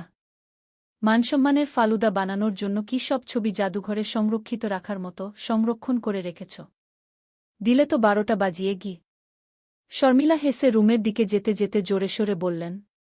ছেলেবেলার ছবি এগুলো স্মৃতি হিসেবে রেখেছি। ছেলেবেলার ছবিতে মানসম্মান আবার কি বাবা? আবির অপ্রস্তুত ভূমিতে চোখমুখ কুঁচকে বসে রইল। প্রত্যাশা দ্রুত পাতা উল্টাতে উল্টাতে বলল।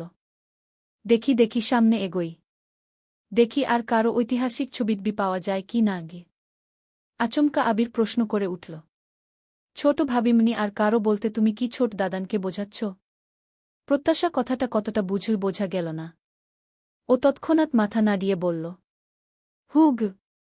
সবে কফির মগে চুমুক দিয়েছিল নীরব। ওদের এমন কথোপকথনে গলায় বেশুম লাগে তার। নীরবের খুকখুক কাশিতে প্রত্যাশার টঙ্ক নড়ে। ও ঝড়ো বেগে দুদিকে মাথা নাড়িয়ে বলল। এই না না আমি তা বলিনি গি। আবির হাসতেই নীরব চোখ পাকিয়ে তাকাল। নীরবের এক দৃষ্টিতেই বেচার হাসি ফিউজ হয়ে গেল। প্রত্যাশা লজ্জা পেয়ে অ্যালবাম রেখে ত্রস্ত উঠে গেল। ঘড়ির কাটা রাত 12টার ঘর ছুঁই ছুঁই। ইচ্ছে নিহারিকার কাছে শুয়েছে। নীরব সোফায় বসে ল্যাপটপে মেইল চেক করে ফোনটা ওপেন করতেই হোয়াটসঅ্যাপের নোটিফিকেশন নজরে এল। অ্যাপে ঢুকে মেসেজে ফটো এর নোটিফিকেশন দেখে কৌতূহল নিয়ে চেক করতেই মেঘ বিনা বাজের মতো স্তব্ধ হল নীরব। ভাষা হারিয়ে গেল, বিমূর্ত হয়ে ফোনের স্ক্রিনে চেয়ে রইল। বেশ কয়েকটা ছবি। প্রত্যাশা সার্থকের বুকের উপর সার্থক চেইন ছড়াচ্ছে সেই দৃশ্যর ছবি। নীরবের মাথা রক্ত চড়ে গেল। চোখ দুটো বুজে নীল।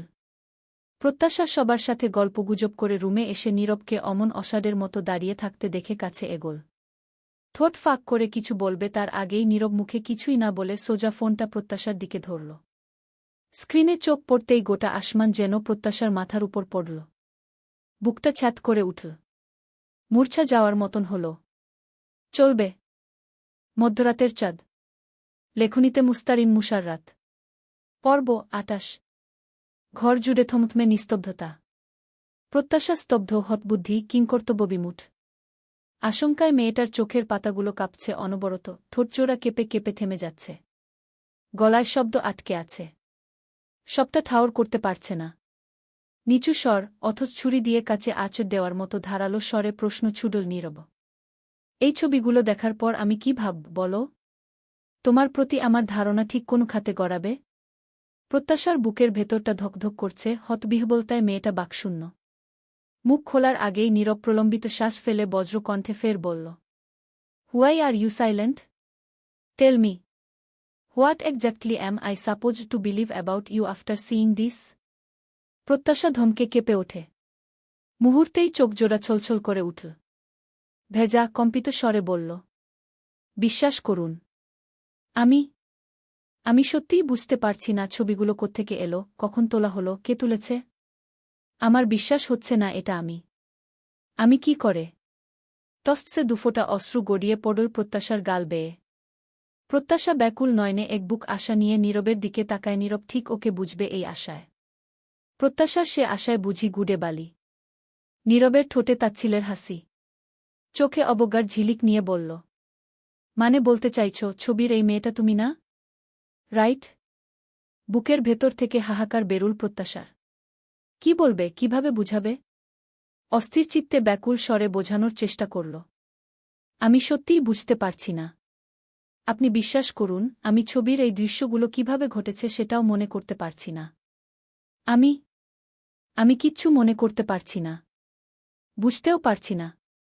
Believe me you. বলতে বলতে ঝরঝরিয়ে কেঁদে উঠল প্রত্যাশা। নীরব তেডা সুরে বলল, বিকেলে তোমার ফোনে ওর কল এলো, সেটাও তুমি জানো না? এখন তো আমার মনে প্রশ্ন জাগছে, তুমি কলেজ থেকে ট্যুরে গেলে, ওরাও সেইম জায়গাতেই ট্যুরে গেল, দেখাও হলো, এতটা কোইন্সিডেন্স কি করে হয়? নাকি আমাকে আই ওয়াশ করা হয়েছে? প্রত্যাশা নিস্তব্ধ হয়ে যায়। অবিশ্বাস্য চাহনিতে চেয়ে সহসাই বলল, নীরব, আপনি এই ছবিগুলো দেখে এতদূর অবধি চলে গিয়েছেন। এত সহজেই ছবিগুলো দেখেই বিশ্বাস করে নিলেন। আমাকে একটুও বিশ্বাস করলেন না। আপনার মনে হয় আমি অমন? নীরব রাগে উচ্চ কণ্ঠে বলল, তুমি কলেজ থেকে গিয়েছিলে, তোমার ফ্রেন্ডদের সাথে তোমার থাকার কথা। সেখানে তুমি ওর সাথে কি করছিলে? তাও হোটেলের ফাঁকা রুমে। ছবিটাতে স্পষ্ট বোঝা যাচ্ছে এটা হোটেলের একটা লাক্সারি রুম। ছবিগুলো দেখতেই আমার নিঃশ্বাস বন্ধ হয়ে আসছিল। তারপরেও আমি খুঁটিয়ে খুঁটিয়ে দেখছিলাম এডিট করা কি না। কোনটা এডিট আর কোনটা রিয়েল সেটা তফাৎ করার ক্ষমতা আমার আছে। ছবির তুমি সংজ্ঞাহীনও নয়। তাহলে বলো, আমার কথাগুলো লজিকলেস, আমার মনে তৈরি হওয়া প্রশ্ন নিছকেই?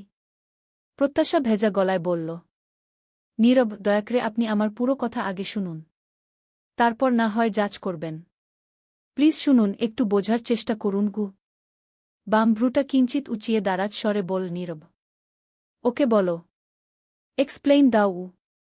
হাতের পিঠে গাল বেয়ে পড়া অশ্রুবিন্দু মুছে নিয়ে প্রত্যাশা মস্তিষ্কে চাপ দিয়ে মনে করার চেষ্টা করে। বলে, আগেই বলেছি আমার ওনাদের সাথে দেখা হয়। আমার পা কেটে যায়।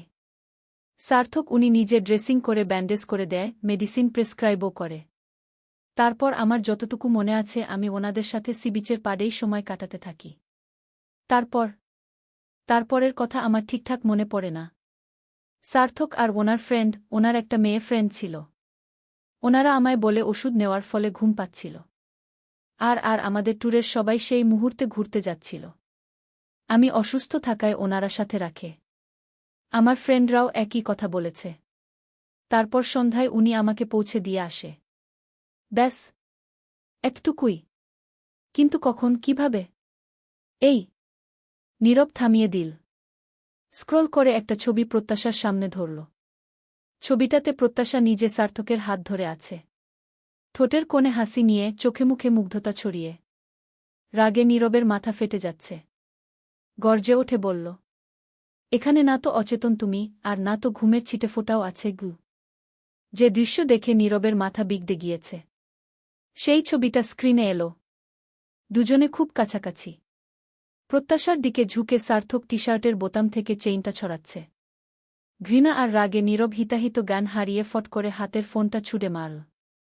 ফ্লোরে পড়তেই ফোনের গ্লাস ফেটে যায়। ঝানিয়ে ওঠা শব্দে প্রত্যাশার বুক কেঁপে ওঠে। নীরবের এমন কঠোর আচরণে প্রত্যাশার শ্বাস নিতেই কষ্ট হচ্ছে। নীরব কপাল স্লাইড করে রাগ দমানোর চেষ্টা করল। অধৈর্য হয়ে বলল, এখন মনে হচ্ছে আমার মা ঠিকই বলে। এগুলো যদি সত্যি হয়ে থাকে তাহলে আমিও বোধহয় জেনে শুনে নিবিড়ের মতো আরেকটা ভুলই করলাম। আসলেই রক্ত কথা বলে। জিনেটিক বিষয়টা সহজেই উতরানো যায় না। জেনে শুনে তোমাকে দয়া দেখানোই আমার ভুল ছিল গু। ঘোর তমসার মধ্যে নিভু নিভু এক চিলতে আলোর রেখা নীরবের, যদি সত্যি হয়ে থাকে কথাটায় পায় প্রত্যাশা। উনি যদি বলছে তার মানে এক্ষুনি পুরোপুরি বিশ্বাস করেননি। তবে পরক্ষণেই প্রত্যাশার সেই আলো অজানা অন্ধকার গ্রাস করে নেয়। সাথে সবটা বুঝতেও ব্যর্থ হয়। মস্তিষ্ক ক্যাচ করল, রক্ত, জেনেটিক, দয়া দেখানো। প্রত্যাশা কিছুটা উঁচু স্বরে বলল, নীরব, আপনি আমাকে বলছেন বলুন। আপনি ভালো করে জানেন আমার আব্বু আম্মু কেমন। জেনেটিক কথা তুলে ভুলেও তাদেরকে ছোট করে কিছু বলতে যাবেন না। আপনার রাইট নেই। আমি সহ্য করব না। আর দয়া, কিসের দয়া করেছেন আমাকে? রাগের বশে মুখ ফসকে কি বলতে বসেছিল তা ভাবতেই নীরব নিজেই নিজের উপর বিস্মিত হয়। হতাশায় চোখ দুটো বুজে নীল। জোরালো শ্বাস ফেলে নিজেকে সামলাল। গলার স্বর নামিয়ে বলল, সরি, আমি ওভাবে বলতে চাইনি। তুমি আমার জায়গায় একবার নিজেকে কল্পনা করে দেখো আমার কিরকম লাগছে। আমার অবস্থাটা রিলাইজ করার চেষ্টা করো। যেখানে আমি সার্থকের সাথে তোমার সামান্য কথা বলাই টলারেট করতে পারি না, সেখানে এই দৃশ্যগুলো দেখার পর কিভাবে সহ্য করব? চোখে ননতা পানির বহর নিয়ে অনুনয় করে ব্যাকুল স্বরে বলল প্রত্যাশা, দয়া করে আমায় একবার বিশ্বাস করুন। আমি যেমনই হই না কেন, তবে সজ্ঞানে কখনো কোনো অন্যায় পা ঘিপ করতে পারি না। এতটুকু আত্মবিশ্বাস আমার আছে। আচ্ছা, আমাকে সত্যি করে বলো, তুমি বুঝতে পারোনি আমি সার্থকের সাথে তোমার কথা বলা পছন্দ করতাম না? সেদিন হাসপাতালে ওর চেম্বারে আমার আচরণ, কথা শুনে কিছুই বোঝনি? এছাড়াও বাড়িতেও আমি তোমাকে বোঝানোর চেষ্টা করেছি। তারপরও তুমি ওর থেকে হেল্পও নাও, ওর কাছে রেস্টের জন্য আশ্রয় নাও, আবার আমারই সামনে থ্যাঙ্কস জানাও। আমার যে বিষয়টা অ্যালার্জি লাগে তুমি সেটা স্বাচ্ছন্দ্য নিয়ে করে যাও। এগুলোর ব্যাখ্যা কি? বাদ দিলাম ছবির কথা গি। প্রত্যাশা কাপা কাপা গলায় বলল, মুনি আপনার আত্মীয়, সেই সূত্রেই আমি কথা বলেছি। আপনি যে ওনাকে অপছন্দ করেন আমি সেটা বুঝতে পারিনি গি। নীরব চোয়াল শক্ত করে আচমকা প্রত্যাশার দুই বাহু শক্ত করে ধরল। রাগান্বিত হয়ে দাঁত কিডমিডে বলল, তুমি বুঝবে কি করে? তুমি তো সবসময় নিজেকেই প্রায়োরিটি দাও। অন্যকে নিয়ে কখনো ভেবেছ? না, ভাবনি। অন্যের বিরক্ত লাগা, অন্যের খারাপ লাগাকে তুমি এক পয়সার দাম দাও না। তোমার যখন যা মন চায় তাই করো। প্রত্যাশার গা থরথরিয়ে কাঁপছে। কান্নার শব্দ গলায় আটকে আছে। অঝোরে আশাধিয়া বর্ষণ কপল বেয়ে নামছে অবিরত। নীরব আগু গুণ চোখ নিয়ে রাগক্ষোভ ঝাড়ল। তুমি ছোট, অগোছালো কিশোরী, তোমার কাছ থেকে বেশি কিছু এক্সপেকটেশন রাখা বোকামি। তাই আমি তোমার কাছে ন্যূনতম এক্সপেক্টও রাখিনি। তুমি যেমন আমি তেমন তুমিটাকেই মেনে নিয়েছি। মাঝখানে তোমার কিছু ভুলকেও চোখ বুজে মেনে নিয়েছি। তোমাকে কারো কাছে এতটুকু খাটো হতে দিইনি গি। প্রত্যাশার বুক ফেটে যাচ্ছে। ও অস্ফুটে কিছু বলতে চাইল। নীরব থামিয়ে দিল। প্রত্যাশার বাহু ছেড়ে দিল। ডান হাত উঁচু করে তুলে বলল, লেট মি ফিনিশ গো। প্রত্যাশার নিজেকে খুব অসহায় ঠেকছে। নীরব হতাশা আর ক্ষোভ মিশিয়ে বলল রুট স্বরে, শুরু থেকেই তোমার পাগলামি হাসি মুখে মেনে নিয়েছি, তোমার ছেলেমানুষী আচরণ ধৈর্য ধরে সহ্য করেছি। তোমাকে এতটুকু বুঝতে দেইনি। এবার তো তুমি লিমিট ক্রস করে ফেলেছ। এরকম দৃশ্য দেখার পরেও মেনে নেয়া যায়? তুমিই বলো যায়? পাগলামি, অবুঝপনা মানা গেলেও চরিত্রের দোষত্রুটি মানা সহজ নয়। আজকের পর থেকে তোমার আমার সম্পর্ক অনিশ্চিত। এই দৃশ্য দেখার পরেও তোমার সাথে স্বাভাবিক সম্পর্ক কন্টিনিউ রাখা হবে বলে মনে হয় না গে। প্রত্যাশার পুরো পৃথিবী দুলে উঠল যেন। বুকের ভেতরটা নিঃশব্দের ঈদ তাক্ত হল। উল্টোদিক ঘুরে ঘর থেকে বেরিয়ে যেতে পা বাড়াল নীরব। প্রত্যাশা আকস্মিক নীরবের হাতটা টেনে ধরল। আহত কণ্ঠে বলল, নীরব, প্লিজ এত বড় একটা অপবাদ দিবেন না। মানা যাচ্ছে না। আমি পারছি না মানতে গু। নীরবের টানটান পিঠের দিকে কাতর হয়ে চেয়ে প্রত্যাশা। নীরব ঘাট ঘুরিয়ে এক হাতে প্রত্যাশার হাত নিজের হাত থেকে ছাড়াল। বলল শান্ত কণ্ঠে, লেট মি এলোন খু। ভেতরের ছোট্ট হৃদয় দুমড়ে মুচড়ে গেল। তবুও নিজেকে সামলাতে শক্ত করতে আপ্রাণ চেষ্টা করল প্রত্যাশা। ঝট করে হাতের উল্টো পাশ দিয়ে গাল বেয়ে পড়া জলের কণাগুলো মুছল। কান্না আটকিয়ে স্থির গলায় বলল, আজ যা যা বললেন, যদি কখনো জানেন আমি সত্যিই নির্দোষ ছিলাম, তখন কি করবেন? ফিরিয়ে নিতে পারবেন কি আজকের এই কথাগুলো? পারবেন কি চোখের দিকে তাকিয়ে বলতে ভুল করেছি? জানেন তো, একটা কথা খুব শোনা যায়, বন্দুকের গুলি আর মুখের বুলি দুটোই একবার বেরিয়ে গেলে আর ফেরত নেওয়া যায় না। আজ আপনার কথাগুলোও ঠিক সেরকমই আঘাত করেছে আমাকে। আপনার কথায় আজ যে ক্ষত তৈরি হয়েছে আমার মনে, সেটা শুধু গভীর না। সেটা এমন একটা দাগ, যেটা হয়তো সারা জীবনেও শুকাবে না। আপনি তো আজ সন্দেহ করলেন, অবিশ্বাস করলেন। অথচ আমি শুধু চেয়েছিলাম বিশ্বাসটুকু। এটুকু কি খুব বেশি ছিল? প্রত্যাশার বলা প্রতিটি শব্দ শানিত তীরের মতন নীরবের বুকে বিঁধল। নীরব হয়ে দাঁড়িয়ে রইল। প্রত্যুত্তর দিয়ে পারল না। নিজেকে এলোমেলো লাগছে ওর। হতাশ শ্বাস ফেলে রুম থেকে বেরিয়ে গেল। প্রত্যাশা হাঁটু ভেঙে ধপ করে ফ্লোরে বসে পড়ল। দুই হাতে মুখ চেপে ঝরঝরিয়ে কাঁদতে লাগল। চার দেয়ালের নিস্তব্ধতায় কান্নার শব্দ প্রতিধ্বনিত হয়। কান্নার চোটে ফ্লোরে বসে থাকা ছোট্ট ভাঙা শরীরটা কাঁপছে অবিরাম। রাতের অন্ধকারে নীরব ছাদে দাঁড়িয়ে মাথার ভেতর তীব্র শব্দের মতো বাজছে প্রত্যাশার কথা। আবার না চাইতেও ওই ছবিগুলো চোখের পর্দায় ভেসে উঠছে। তক্ষুনি রাগটা মাথা চাড়া দিয়ে উঠতে চাইছে। নিরিবিলি পরিবেশে নীরব ভাবতে লাগল, নিজের উপরও তার কম রাগ হচ্ছে না। মনের এক কোণে নিজেকে নিয়েই প্রশ্নের উদয় হল, খুব বেশি রিয়াক্ট করা হয়ে গেল না তো? আরেকটু ধৈর্য ধরে সবটা যাচাই করা উচিত ছিল নয় কি? আসলে হঠাৎ করে এমন সেন্সিটিভ ছবি দেখলে যে কারোরই স্বাভাবিক থাকার কথা নয়। মানুষ তো, রোবট নয় তো। আকস্মিক রিয়াক্ট করা অস্বাভাবিক নয়। তবুও কিছুটা অপরাধবোধ কাজ করছে নিজের মধ্যে। রাতে কাঁদতে কাঁদতে চোখের পানি শুকিয়ে আসে। এক বুক ভারী কষ্ট নিয়ে পাশের সোফায় মাথা এলিয়ে দেয় প্রত্যাশা। হাতটা মাথার নিচে গুজে ভাবনার ভাঁজে হারিয়ে যায়। কখন যে চোখ দুটো বন্ধ হয়ে আসে টেরই পায় না। ওভাবেই একসময় ঘুমে ঢলে পড়ে। নতুন ভোরের সূচনা হয় বিষাদে। জানালার ফাঁক গলে আসা একফালি রোদের আলো চোখ মুখে পড়তেই ধড়ফড়িয়ে ওঠে প্রত্যাশা। চারপাশে চোখ বুলিয়ে খুঁজে বেড়ায় কাঙ্ক্ষিত মুখটিকে। কোথাও নেই সে। এমন সময় ওয়াশরুম থেকে পানির শব্দ ভেসে আসল। পর মুহূর্তেই খট করে দরজা খোলার আওয়াজ এল। নীরব বেরিয়ে আসে। এক ঝলক তাকিয়ে আবার দৃষ্টি ফিরিয়ে নেয় প্রত্যাশা। এদিকে সারাটা রাত যে নির্ঘুমে কেটেছে নীরবের, তা ওই লাল চোখ দুটো প্রমাণ দিচ্ছে। নীরব টাওয়েল দিয়ে মাথা মুছতে মুছতে বলল, 7:30 বাজে অলরেডি। ইচ্ছেকে বাসায় দিয়ে আসতে হবে, ওর স্কুল আছে। তুমিও রেডি থেকো, তোমাকেও নামিয়ে দিয়ে যাব। বাড়তি ঝামেলা করার থেকে একসাথেই ড্রপ করে দিব গ। প্রত্যাশা ভেতরে ভেতরে তির্যক হেসে মনে মনে বললেতটাই ঘি না করেন যে চোখের সামনে থেকে সরাতে এত সকাল সকাল বিদে করার তোড়জোড় শুরু করেছেন। খাবার টেবিলে এক লোকমা খাবার মুখে তুলে গলাধকরণ করতে খুব কষ্ট হচ্ছে প্রত্যাশার। গলা দিয়ে খাবার নামতে চাইছে না। ওদিকে নীরব তো আগেই মাকে বল, এত তাড়াতাড়ি সে ব্রেকফাস্ট করবে না। ইচ্ছেকে যেন ফাস্ট রেডি করিয়ে দেয়া। ওদেরকে দিয়ে অফিসে গিয়ে সে কিছু একটা খেয়ে নিবে। পানি দিয়ে মুখের খাবার কোনো রকমে গিলে প্রত্যাশা ঝট করে উঠে দাঁড়াল। ইচ্ছেকে চেয়ারে বসিয়ে পাশে দাঁড়িয়ে মাছ বেছে বেছে গালে তুলে খাইয়ে দিচ্ছিলেন নিহারিকা। প্রত্যাশাকে খাবার রেখে উঠতে দেখে সহসাই শুধালেন, সে কি খাবার রেখে উঠছ যে? কিছুই তো খেলে না গি। প্রত্যাশা অজুহাত দিয়ে বলল, আসলে এত সকাল সকাল নাস্তা করার অভ্যেস নেই তো, তাই খেতে পারছি না গ। অল্প করে কিছু খাও। এগুলো ভালো না লাগলে বলো, পরীকে বলি অন্য কিছু বানিয়ে দিতে গু। প্রত্যাশা মাথা নাড়িয়ে বলল, না মা, তার দরকার নেই। আমার এখন কিছুই খেতে ইচ্ছে করছে না গি। আচ্ছা তাহলে ফ্রুটস জুসটা নাও। শাশুড়ির এত মমতায় প্রত্যাশার চোখের কোণ চিকচিক করে উঠল। আড়ালে কান্না লুকাল। বলল অপরাধীর মতো করে, আসলে মা, আমার শরীরটা একটু কেমন যেন লাগছে। জোর করে কিছু খেতে গেলে বমি পাবে। আর আমাকে এত করে বলার কিছু নেই। আমার খেতে মন চাইলে আমি তো হাত দিয়েই নিয়ে খাই গু।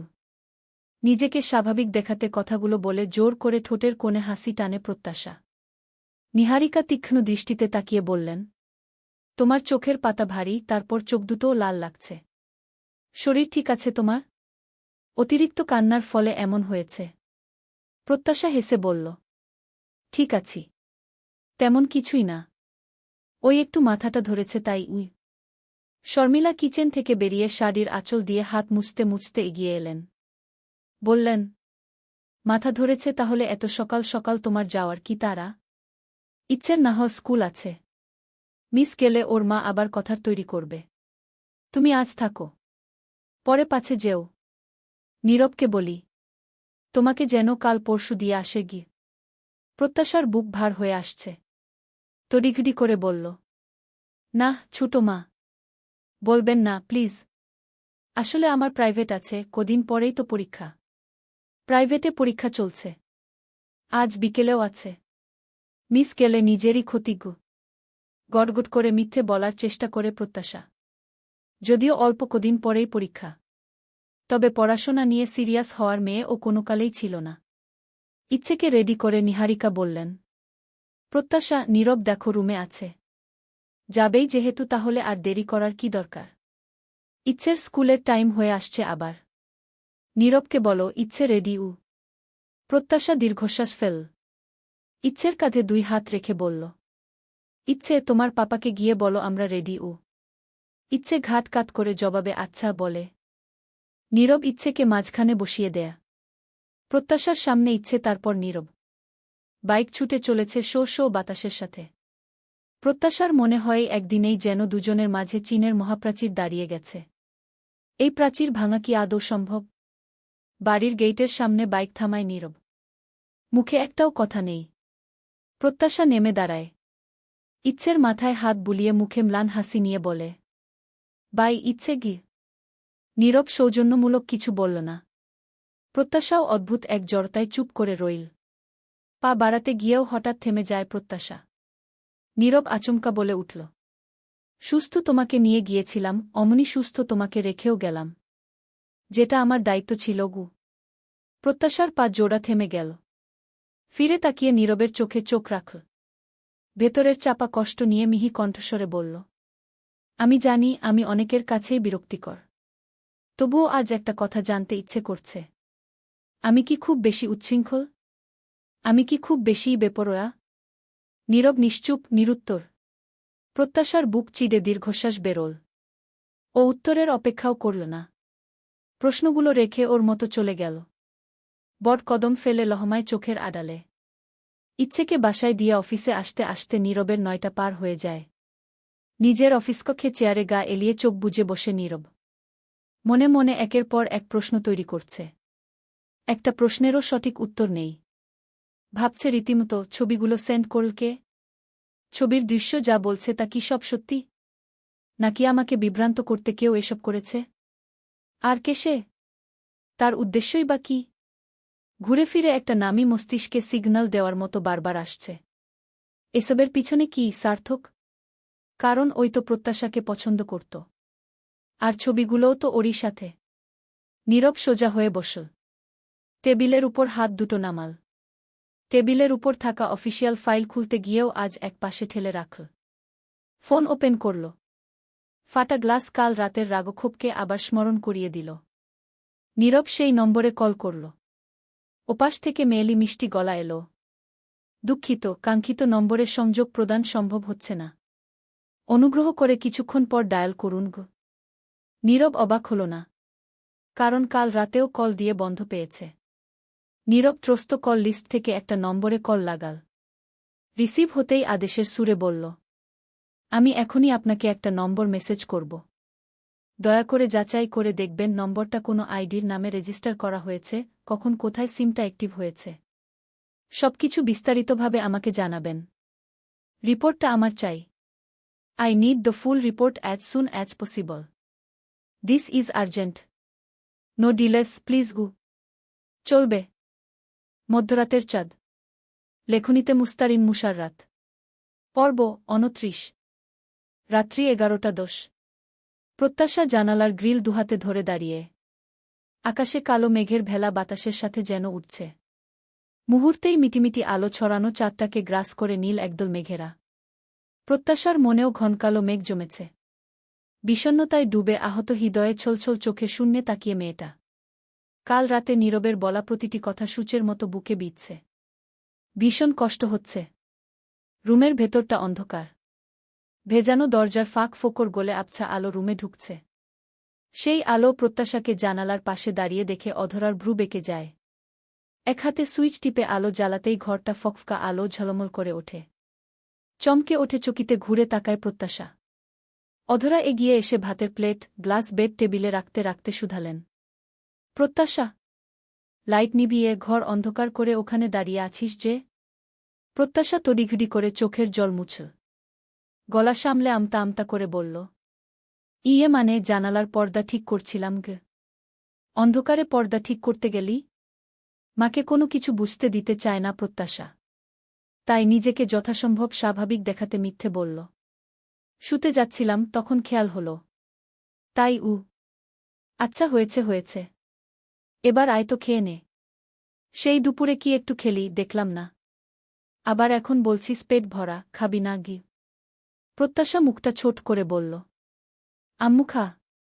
অধরা কথা কেড়ে নিলেন। শাসিয়ে উঠলেন, একদম বেশি কথা বলবি না। আয় আমি খাইয়ে দিচ্ছি। তোর পছন্দের সর্ষে ইলিশ করেছি আজ। তোর না খুব পছন্দ। আম্মু শুনবে না তাই অগত্যা প্রত্যাশা বিছানার একপাশে চুপটি করে বসল। অধরা ভাত মাখিয়ে এক লুকমা তুলে গালের সামনে ধরলেন। মেয়ের মুখটা স্বাভাবিক লাগল না। সন্দিহান কণ্ঠে জিজ্ঞেস করলেন, মুখটা অমন শুকনো লাগছে, মন মরা ঠেকছে, কিছু হয়েছে কি? হ্যাঁ রে প্রত্যাশা, সবকিছু ঠিক আছে তো? বুকের ভেতরটা ধক করে উঠল প্রত্যাশার। আম্মুকে জড়িয়ে ধরে ডুকরে কেঁদে বলতে ইচ্ছে করল, আম্মু সবকিছু ঠিক নেই। আমার খুব কষ্ট হচ্ছে। উনি আমায় বিশ্বাস করলেন না। কত কি বললেন। আমি সেসব মেনে নিতে পারছি না। আমার ভেতরটা কষ্টে ছিঁড়ে যাচ্ছে। আমি পারছি না কারো কাছে বলতেও। ভয় হচ্ছে সবাই আমাকেই দোষারোপ করবে, অবিশ্বাস করবে। কেউ আমায় বুঝবে না। আর আমি জানি না আমি কিভাবে নিজেকে নির্দোষ প্রমাণ করব।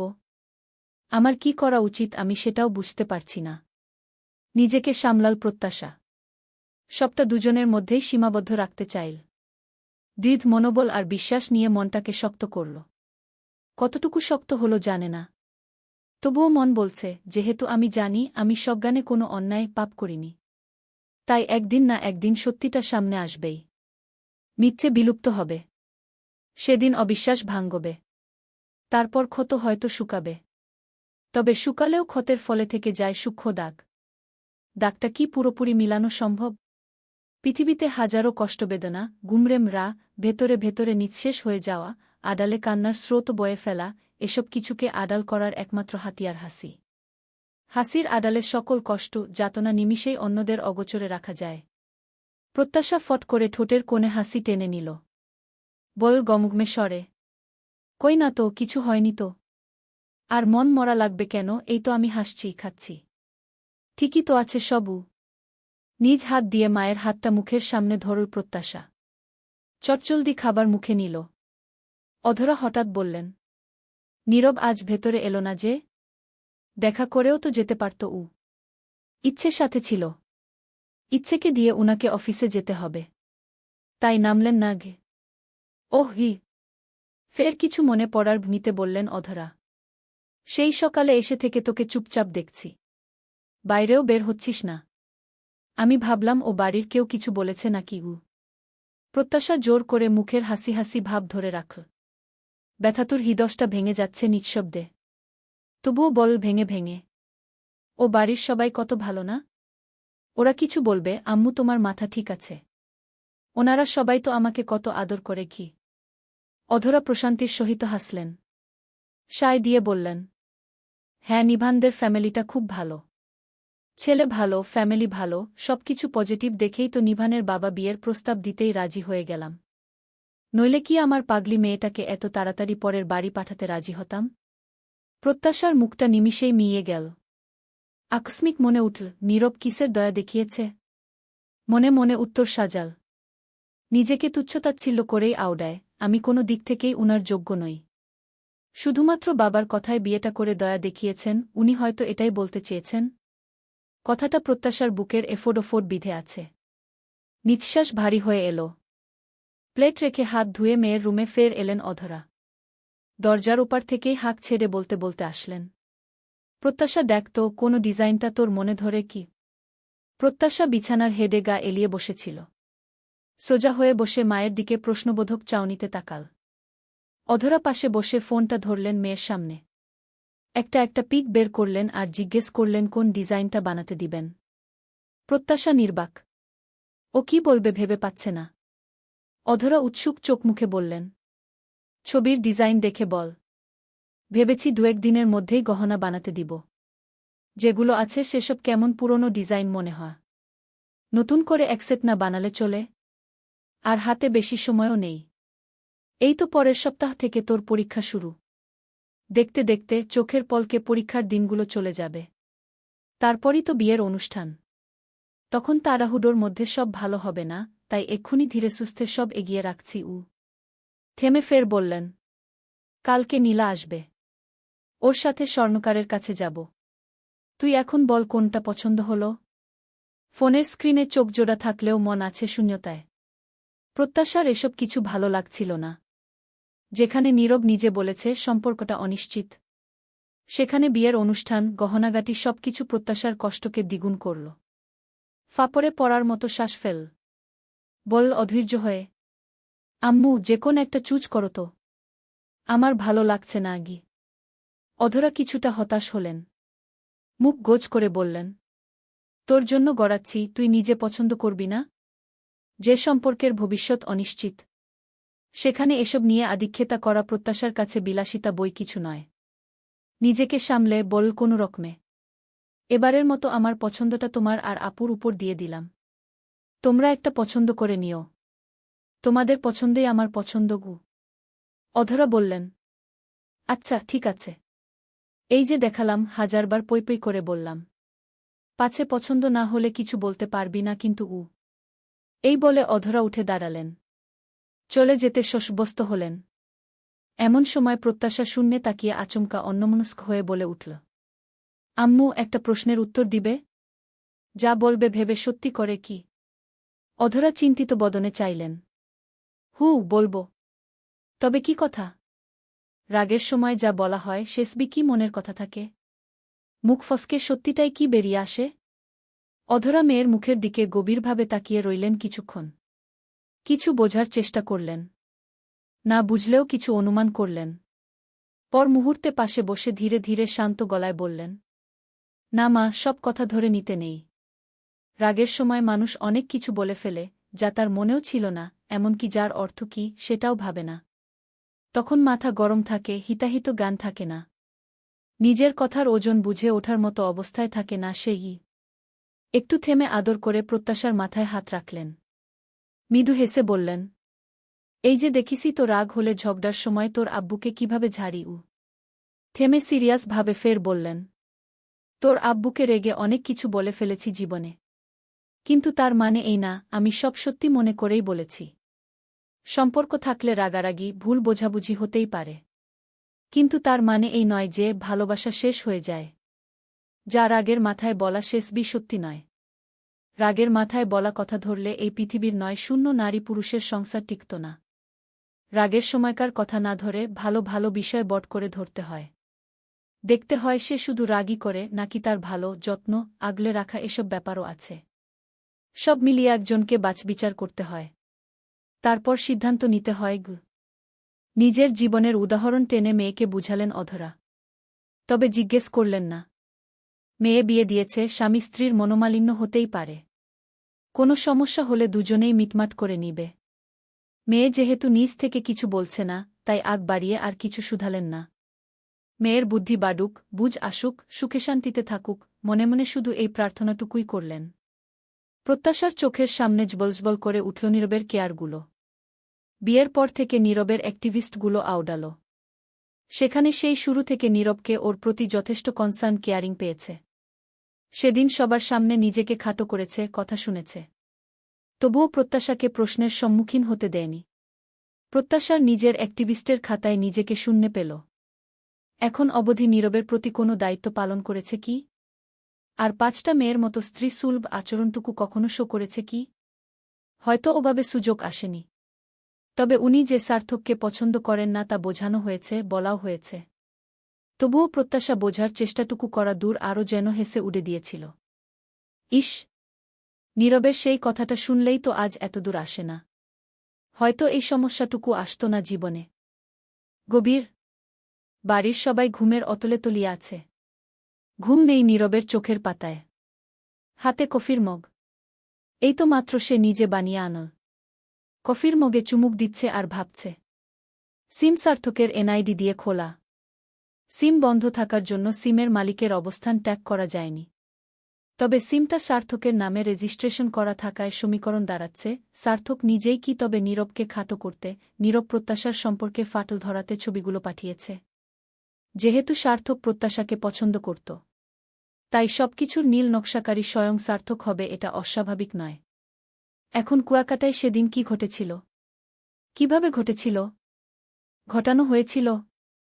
সব উত্তর জানতে কুয়াকাটা যাওয়া জরুরি। অতবড় নামকরা বিলাসবহুল হোটেলের কোনায় কোনায় নিশ্চয় সিসিটিভি ক্যামেরা আছে। সেসব চেক করে যদি কিছু পাওয়া যায়। এদিকে অফিসিয়াল ডিউটি থাকায় সামনের ২-৩ নীরব খুব ব্যস্ত থাকবে। তাই ২-৩-এর মধ্যে কোথাও যাওয়া সম্ভব নয়। আবার এমন একটা ব্যাপার অন্যের উপর দায়িত্বও দেওয়া যায় না। নিজের ব্যক্তিগত ব্যাপারটা নীরব নিজেই দেখবে। হোক একটু দেরি। মাথার মধ্যে ভনভন করছে দুশ্চিন্তা। নীরবের নিজেকে এলোমেলো লাগছে। ভালো লাগছে না কোনো কিছুই। কোনো কিছুতেই একদণ্ড শান্তি মিলছে না। কিছু একটা ফাঁকা ফাঁকা লাগছে। উফ! প্রত্যাশার ক্রন্দনরত মুখটা চোখের সামনে ভাসছে বারবার। ঠান্ডা, তেতো, স্বাদহীন শেষ কফিটুকু এক চুমুকে গিলে নেয় নীরব। চারিপাশের নিস্তব্ধতা গুমোট হয়ে মাথার ভেতর শব্দ তুলছে। আকস্মিক ভাবল প্রত্যাশার রেখে যাওয়া প্রশ্ন নিয়ে। উচ্ছৃঙ্খল, বেপরোয়া মেয়ের সংজ্ঞা কি? চোখ বন্ধ করে ভাবল। প্রত্যাশার মুখ ভেসে উঠল। না, ওকে একেবারেই সেরকম বলা যায় না। ও চঞ্চল, আবেগপ্রবণ। বয়স অনুযায়ী একটু বেশি ইম্যাচিউর বটে, কিন্তু উচ্ছৃঙ্খল, বেপরোয়া বলা যায় না। বুঝিয়ে বললে ও শোনে। তবে নিজের প্রতিই ও সচেতন নয়। প্রত্যাশা খুব সরল। সরলভাবে দুনিয়া দেখে। আর দেখে বলেই সবসময় বিপদের মধ্যে হেঁটে যায়। বারবার বিপদে জড়িয়ে পড়ে। প্রলম্বিত শ্বাস ফেলে ভাবে নীরব, ওর বয়স অল্প, কিন্তু অভিজ্ঞতার ঘাটতি যেমন অনেক। দুঃখের বিষয় ও কিছুতেই শিক্ষা নেয় না। নিজেই নিজেকে বিপদে ফেলতে উস্তাদ। নীরব ক্লান্ত ভূমিতে চোখ দুটো বুজে নীল। চেয়ারের হেডে কাঁধ এলিয়ে মনে মনে বলে ওঠে। যদি সত্যিই ও ষড়যন্ত্রের শিকার হয়, তবু এক ফোঁটা দোষ হলেও ওর দোষ তো আছেই। আমি ওকে কতবার বলেছি সাবধান হতে। বুঝিয়েছি, ইভেন বলেছি সার্থকের থেকে দূরে থাকতে। আজ আমার এই কথাটা অন্তত শুনলে, আজ এত বড় অঘটন ঘটে না গিয়ে। এই কথাটা মনে উঠলেই নীরবের প্রচণ্ড রাগ হয়। তখন পজিটিভ চিন্তাগুলোও কেমন দুর্বল হয়ে আসে। ভেতর থেকে রাগক্ষোভ, হতাশা আবার বেরিয়ে এল। একটা মেয়ের বেসিক কিছু সেন্স অব হিউমার থাকে, যা প্রত্যাশার নেই। একটা ছেলের চোখের ভাষা মেয়েরা খুব সহজেই পড়তে পারে। এটা বোঝার এক ধরনের সহজাত প্রবৃত্তি থাকে মেয়েদের। এদিকে প্রত্যাশা মাত্রারিক্ত নির্বোধের পরিচয় দিয়ে থাকে। ওর নিজের প্রতি কোনো রকম সতর্কতা নেই। কোনো প্রোটেকশন নেই। বরং প্রত্যাশা এমন পরিবেশ তৈরি করে ফেলে, যেখানে অপরপক্ষ আরও এগিয়ে আসার সুযোগ পায়। একটু নিজের প্রতি দায়িত্ববোধ থাকলেও আজ এই পরিস্থিতি আসত না গে। সকাল থেকেই আষাঢ়ের আকাশ ভারী মেঘে ঢাকা। গুডি গুডি বৃষ্টি শুরু হল। বাজলজির প্র্যাকটিক্যাল খাতায় স্বাক্ষর নিতে প্রত্যাশা কলেজে এসেছিল। পরনে আকাশিসাদা ইউনিফর্ম, পিঠে ব্যাগ, মাথার উপর ব্যান্ড দিয়ে চুলগুলো ঝুটি করে বাঁধা। এক হাতে ছাতা ধরে ফুটপাত ধরে হাঁটছিল।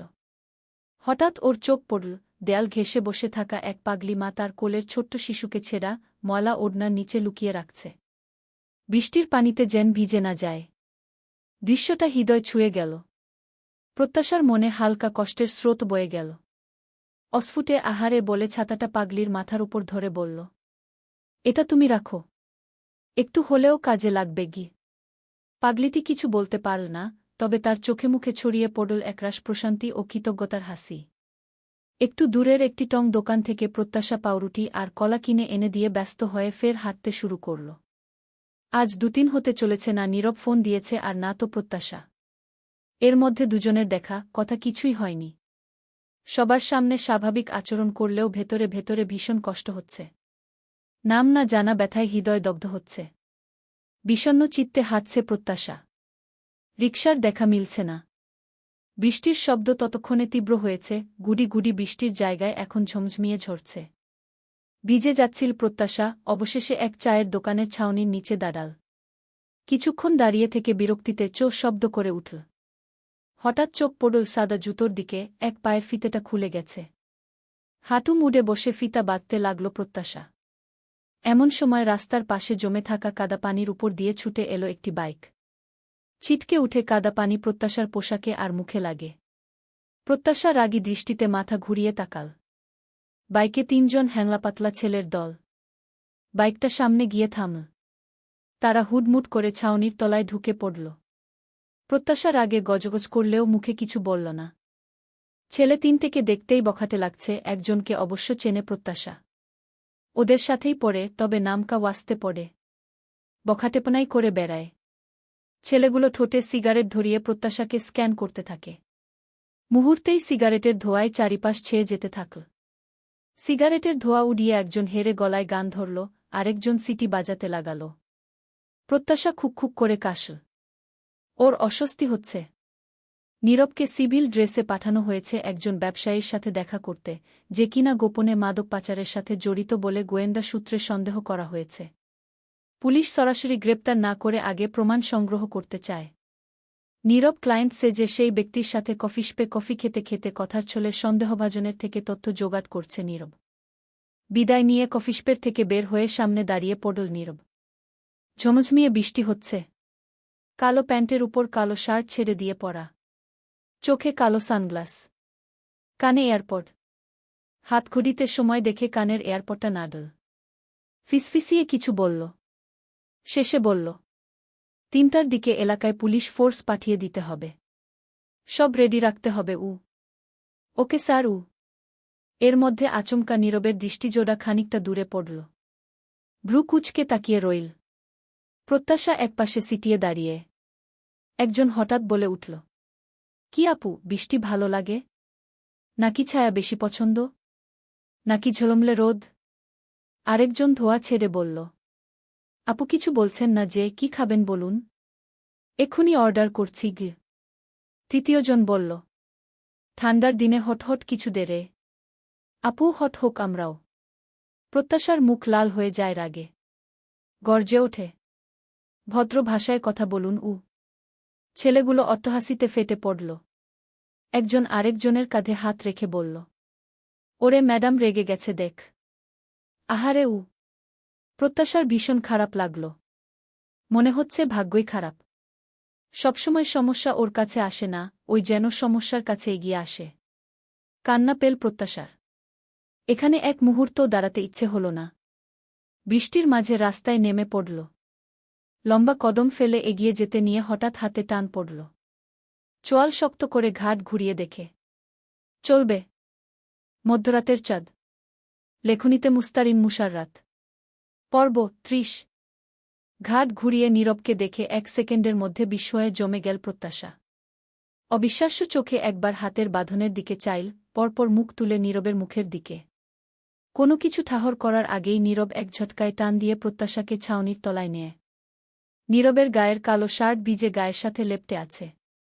ভেজা চুল থেকে টুপটাপ পানি ঝরছে। নীরব প্রত্যাশার হাত ছেড়ে চুল ঝাড়তে লাগল। রিমঝিম বৃষ্টির শব্দ চারদিক ঢেকে রেখেছে ঠিকই, কিন্তু ছেলেগুলোর ভেতরকার শয়তানি যেন মেঘের গর্জনের মতো গুটগুট করে উঠছে। একজন চোখমুখ কুঁচকে হেসে বলল, এই যে ম্যাডাম একটু আগেই না খুব ভাব দেখালেন। আরে আমরা তো কেবল মুখ দিয়ে একটু ইয়ার্কি করেছিলাম মাত্র, এখন যে আরেকজন সোজা হাত ধরল। তাও কিছুই বললেন না। তখন যে খুব ভালো সেজে চেতে উঠলেন। সাথে সাথে প্রত্যাশাদের সাথে পড়া ছেলেটা বলে উঠল, আরে মনে হয় ছোঁয়াতে সুখ পেয়েছে। আর এ বলবে কি? যে কি না কলেজ থেকে ট্যুরে গিয়ে হারিয়ে যায়। নাগরের সাথে সারাদিন কাটিয়ে প্রত্যাশা অস্বস্তি অপমানে জড়সড় হয়ে দৃষ্টি নুইয়ে নীল। এর মধ্যে ঠাস ঠাস শব্দে চারিপাশ কেঁপে উঠল।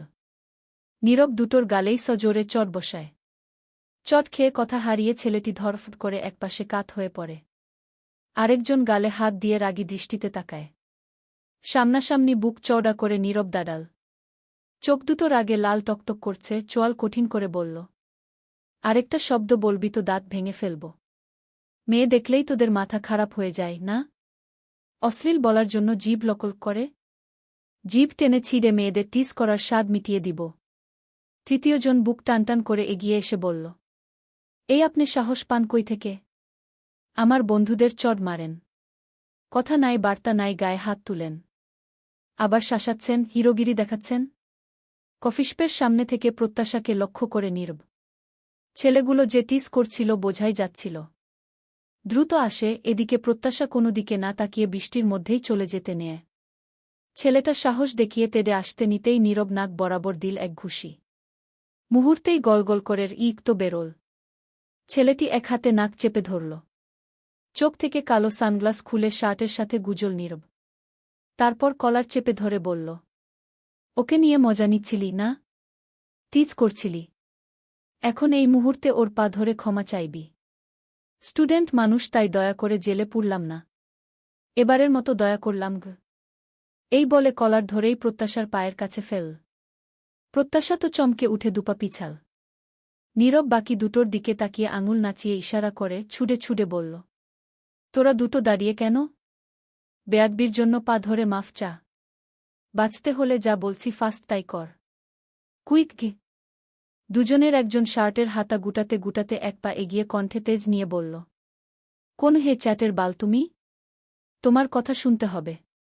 তিনজন মিলে ধরলে না পালানোরও সুযোগ পাবে না আগে। নীরব শান্ত ভূমিতে পকেট থেকে ওয়ালেট বের করল। পরপর আইডি কার্ড বের করে সামনে ধরতেই ওদের গলা শুকিয়ে আসে। 14 শিকে যাওয়ার ভয়ে প্যান্ট ভিজে যাওয়ার জোগাড় হল। নীরব ধমকিয়ে উঠল, সে সরি।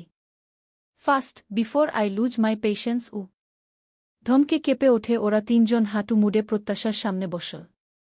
মাথা নুইয়ে বলল, সরি আপু, ভুল হয়েছে গু। নীরব কাটকাট গলায় বলল, এভাবে নয়, পা ধরে গু। নীরবের কথায় প্রত্যাশা স্তম্ভিত। ও ইতস্তত করছে। ছেলেগুলো নিরুপায়। পুলিশ ধরলে রক্ষে নেই। পুলিশের বাড়ির কথা স্মরণ হতেই আত্মা শুকিয়ে এল। সময় নষ্ট না করে তিনটেই একসাথে হাত বাড়িয়ে প্রত্যাশার পা ধরতে গেলে প্রত্যাশা চট করে পিছিয়ে যায়। বল তড়িঘড়ি করে, এই থাক থাক, পা ছুতে হবে না গি। নীরব এক হাত পকেটে গুজল, অন্য হাতে চুল ব্যাগ ব্রাশ করতে করতে বলল, উহু। এভাবে কোমল স্বরে আপু বলে সরি বললে চলবে না। মুখটা সর্বোচ্চ অসহায় বানিয়ে বল, আম্মা ভুল করেছি, মাফ করে দিন গু। প্রত্যাশার চোখ ছানাবড়া। নীরব নিলিপ্ত। প্রত্যাশা একবার নীরবের দিকে তাকিয়ে ফের ছেলেগুলোর দিকে তাকাল। ওরা অসহায় মুখ বানিয়ে কাদো কাদো সুরে আপু থেকে আম্মাতেই আসল। আম্মা, মাফ করে দেন। ভুল হয়েছে আমাদের। দয়া করে তাড়াতাড়ি মাফটা দিয়ে দিন গু। প্রত্যাশা হাত নেড়ে বলল, হয়েছে হয়েছে, আর মাফটাফ চাইতে হবে না। করেছি মাফ। তিনটেই ঘাট তুলে শুকনো ঢোক গিলে নীরবের দিকে তাকাল। একদম মিহি স্বরে ভয়ে ভয়েই বলল, স্যার এবার যাই। যা। তবে আজকের কথা যেন মনে থাকে। নেক্সট কখনো কোনো মেয়েকে অসম্মান করতে দেখলে সোজা লকাবে ভরব। আর হ্যাঁ, আজকের থেকে শিক্ষা নিবি। ছেলেগুলো মাথা কাত করে সায় দিয়ে দ্রুত উঠে দাঁড়ায়। তারপর তুরন্ত তিনজন বাইকে চেপে মুহূর্তেই প্রস্থান করে।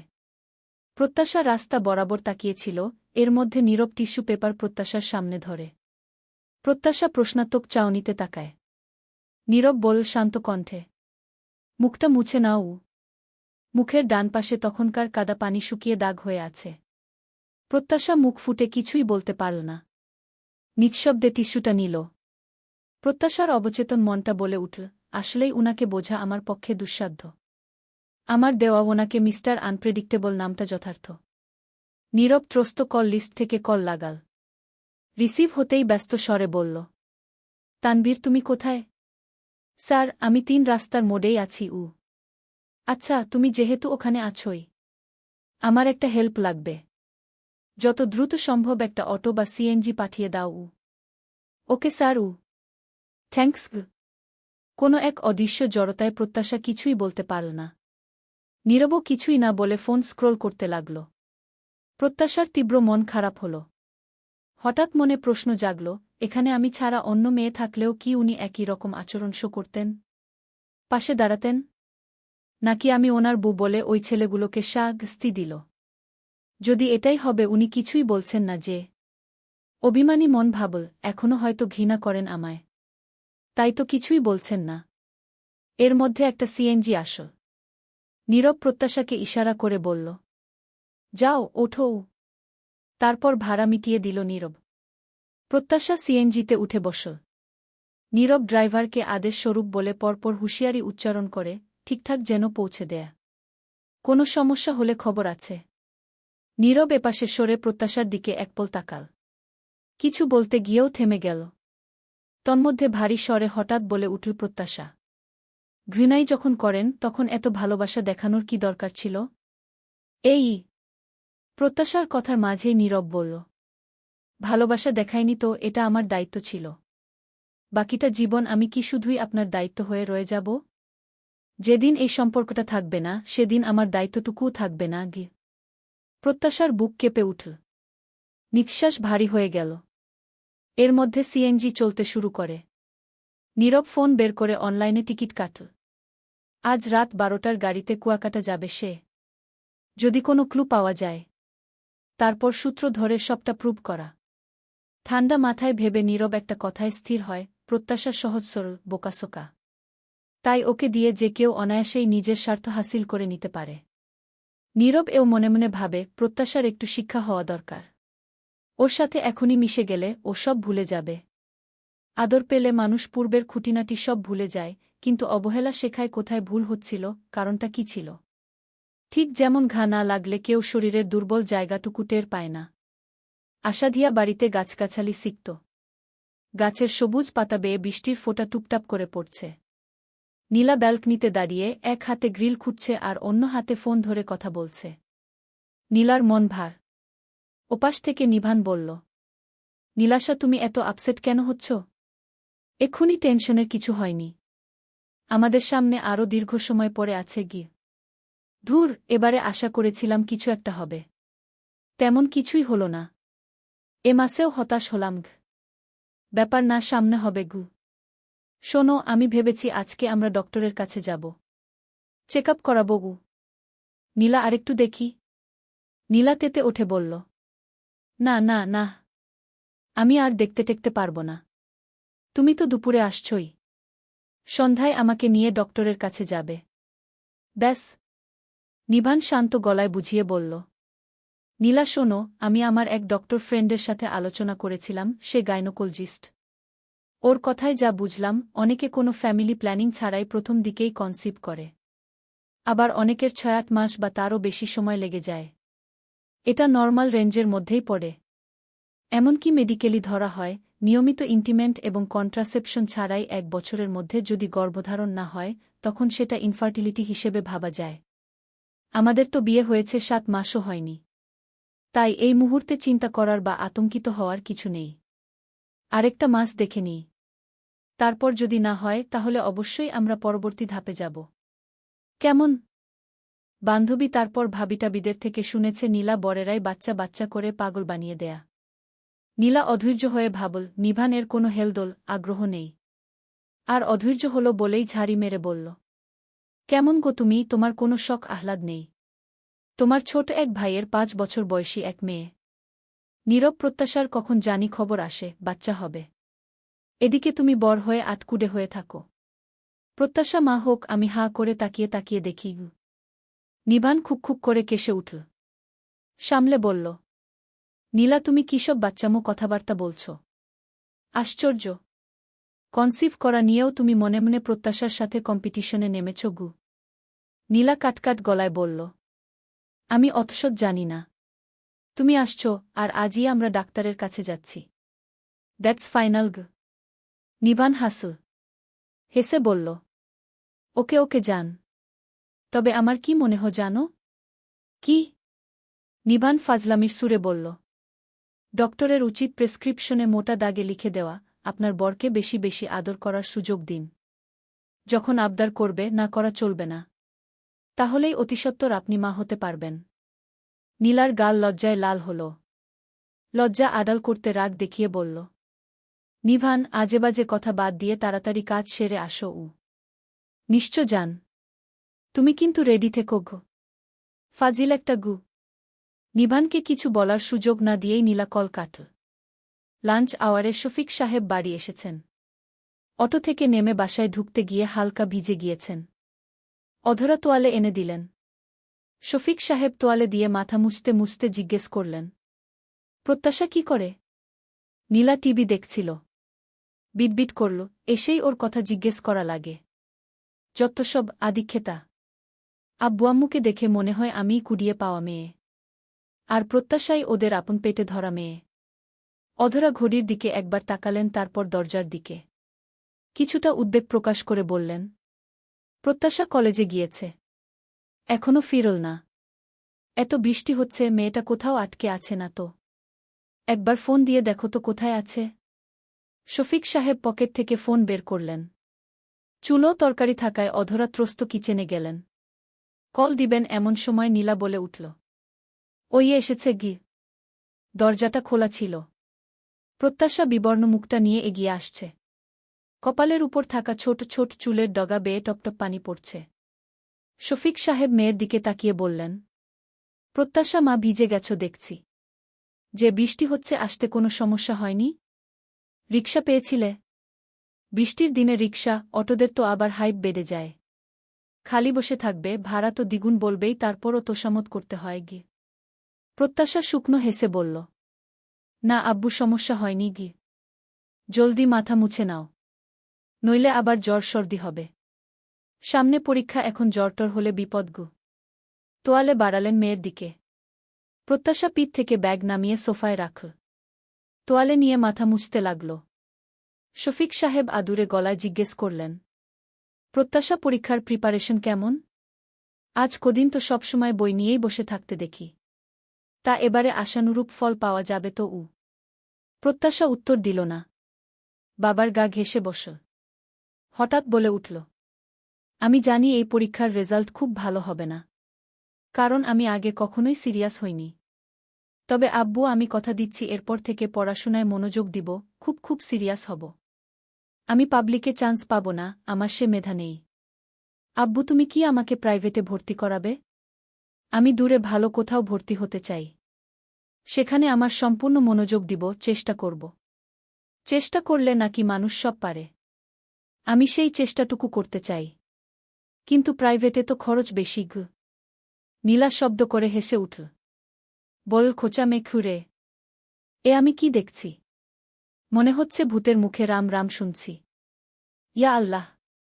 পড়াশোনায় সিরিয়াস হবি তুই? যেখানে আম্মু ছোট থেকে পিটিয়েও পারেনি। যেটুকু পড়েছিস ফেল ঠেকাতে, ক্লাস বাই ক্লাস উঠতে। সে নাকি এখন শেষকালে এসে সিরিয়াস হবে। How funny! শফিক সাহেব বিরক্ত মুখে বললেন, আহ নীলামা, হাসার কি হল? আর ছোটবোনকে কোথায় আরও উৎসাহ দিবে তা না হাসিঠাট্টা করছ? নীলা হাতের রিমোট দিয়ে টিভি বন্ধ করল। ঘুরে বসে সিরিয়াস গলায় বলল, শোনো আব্বু, আমার কথা মিলিয়ে নিজ। প্রত্যাশাকে প্রাইভেটে ভর্তি করে শুধু শুধু টাকা নষ্ট করা ছাড়া কিছুই হবে না। ও পড়বে, সেই পড়া দিয়ে কিছু করবে? ওকে অক্সফোর্ডে ভর্তি করলেও লাভ হবে না। কথায় আছে না যে লাউ সেই কুদু। প্রত্যাশাটা আজীবন অমনি থাকবে গি। প্রত্যাশার চোখ ভিজে এল। অধরা খুন্তি হাতে রান্নাঘরের দোরগোড়ায় দাঁড়িয়ে জোরে সোরে বললেন, এসএসসিতে গোল্ডেন, ইন্টারে প্লাস, অনার্স, মাস্টার্সে ফার্স্ট ক্লাস পেয়ে তুই মনে হয় খুব কিছু করে ফেলেছিস। প্রথমবার বিসিএস দিতে গিয়েই প্রিলিমিনারি থেকেই আউট হলি। এখন তো শেষবের চেষ্টাও বাদ দিয়ে সংসার করবি বললি। সেই সংসারটাও কতটুকু মন দিয়ে, সবার সাথে মিলেমিশে, সবার মন জয় করে করছিস শুনি? নীলার মুখটা ভোতা হল। অধরা প্রসঙ্গ বদলিয়ে শফিক সাহেবকে বললেন, শুনছ, বিরিয়ানির মশলা দেখছি নেই। একটু এনে দিবে তাড়াতাড়ি? শফিক সাহেব উঠে দাঁড়াতে দাঁড়াতে বললেন, নীলামা, ছাতাটা এনে দাও তো। নীলা মুখ কালো করে বলল, প্রত্যাশার কাছেই তো ছাতা আছে। এখন ওরটা নিয়েই যাও। প্রত্যাশা বলে উঠল। আমার ছাতাটা তো নেই গু। নীলা তীক্ষ্ণ স্বরে বলল। নেই মানে? সকালেই তো নিয়ে বেরোলি গু। প্রত্যাশা আমতা আমতা করে বলল। ওটা একজনকে দিয়েছি। সব শুনে শফিক সাহেব বললেন, ঠিক আছে, ভালো করেছ। অধরা ভেতর থেকে আরেকটা ছাতা আনতে গেলেন। নীলা নাকমুখ কুঁচকে বলল। অন্যের টাকার কেনা জিনিস তো কোনো দরদ নেই। তোর কি একটা দিলে আব্বুকে বললে আরেকটা নতুন পাবি। অন্যের টাকা পয়সা দিয়ে হাতেম তাই সাজার অভ্যেস তোর যাবে না। নিজের কিছু দান করে দেখিয়ে দিস গু। প্রত্যাশা বলল। আমার নিজের বলতে তেমন কিছুই নেই।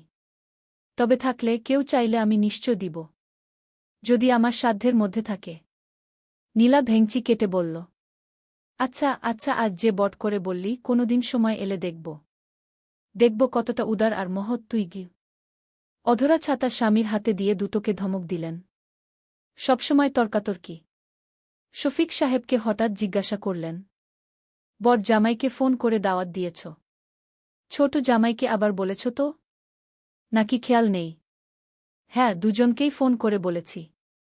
তবে নীরব বল, ও ডিউটিতে আছে। খুব ব্যস্ত। তাই আসা সম্ভব হবে না আগে। কথাটা বলতে বলতে শফিক সাহেব বেরিয়ে গেলেন। প্রত্যাশা ব্যাগ হাতে তুলে রুমে যাবে বলে দাঁড়িয়েছে। ও দীর্ঘশ্বাস ফেলে ভাবে, ওনাকে তো একটু আগেই ক্যাসুয়াল ড্রেসে দেখলাম। হয়তো আসবে না বলেই ডিউটির অজুহাত দিয়েছে।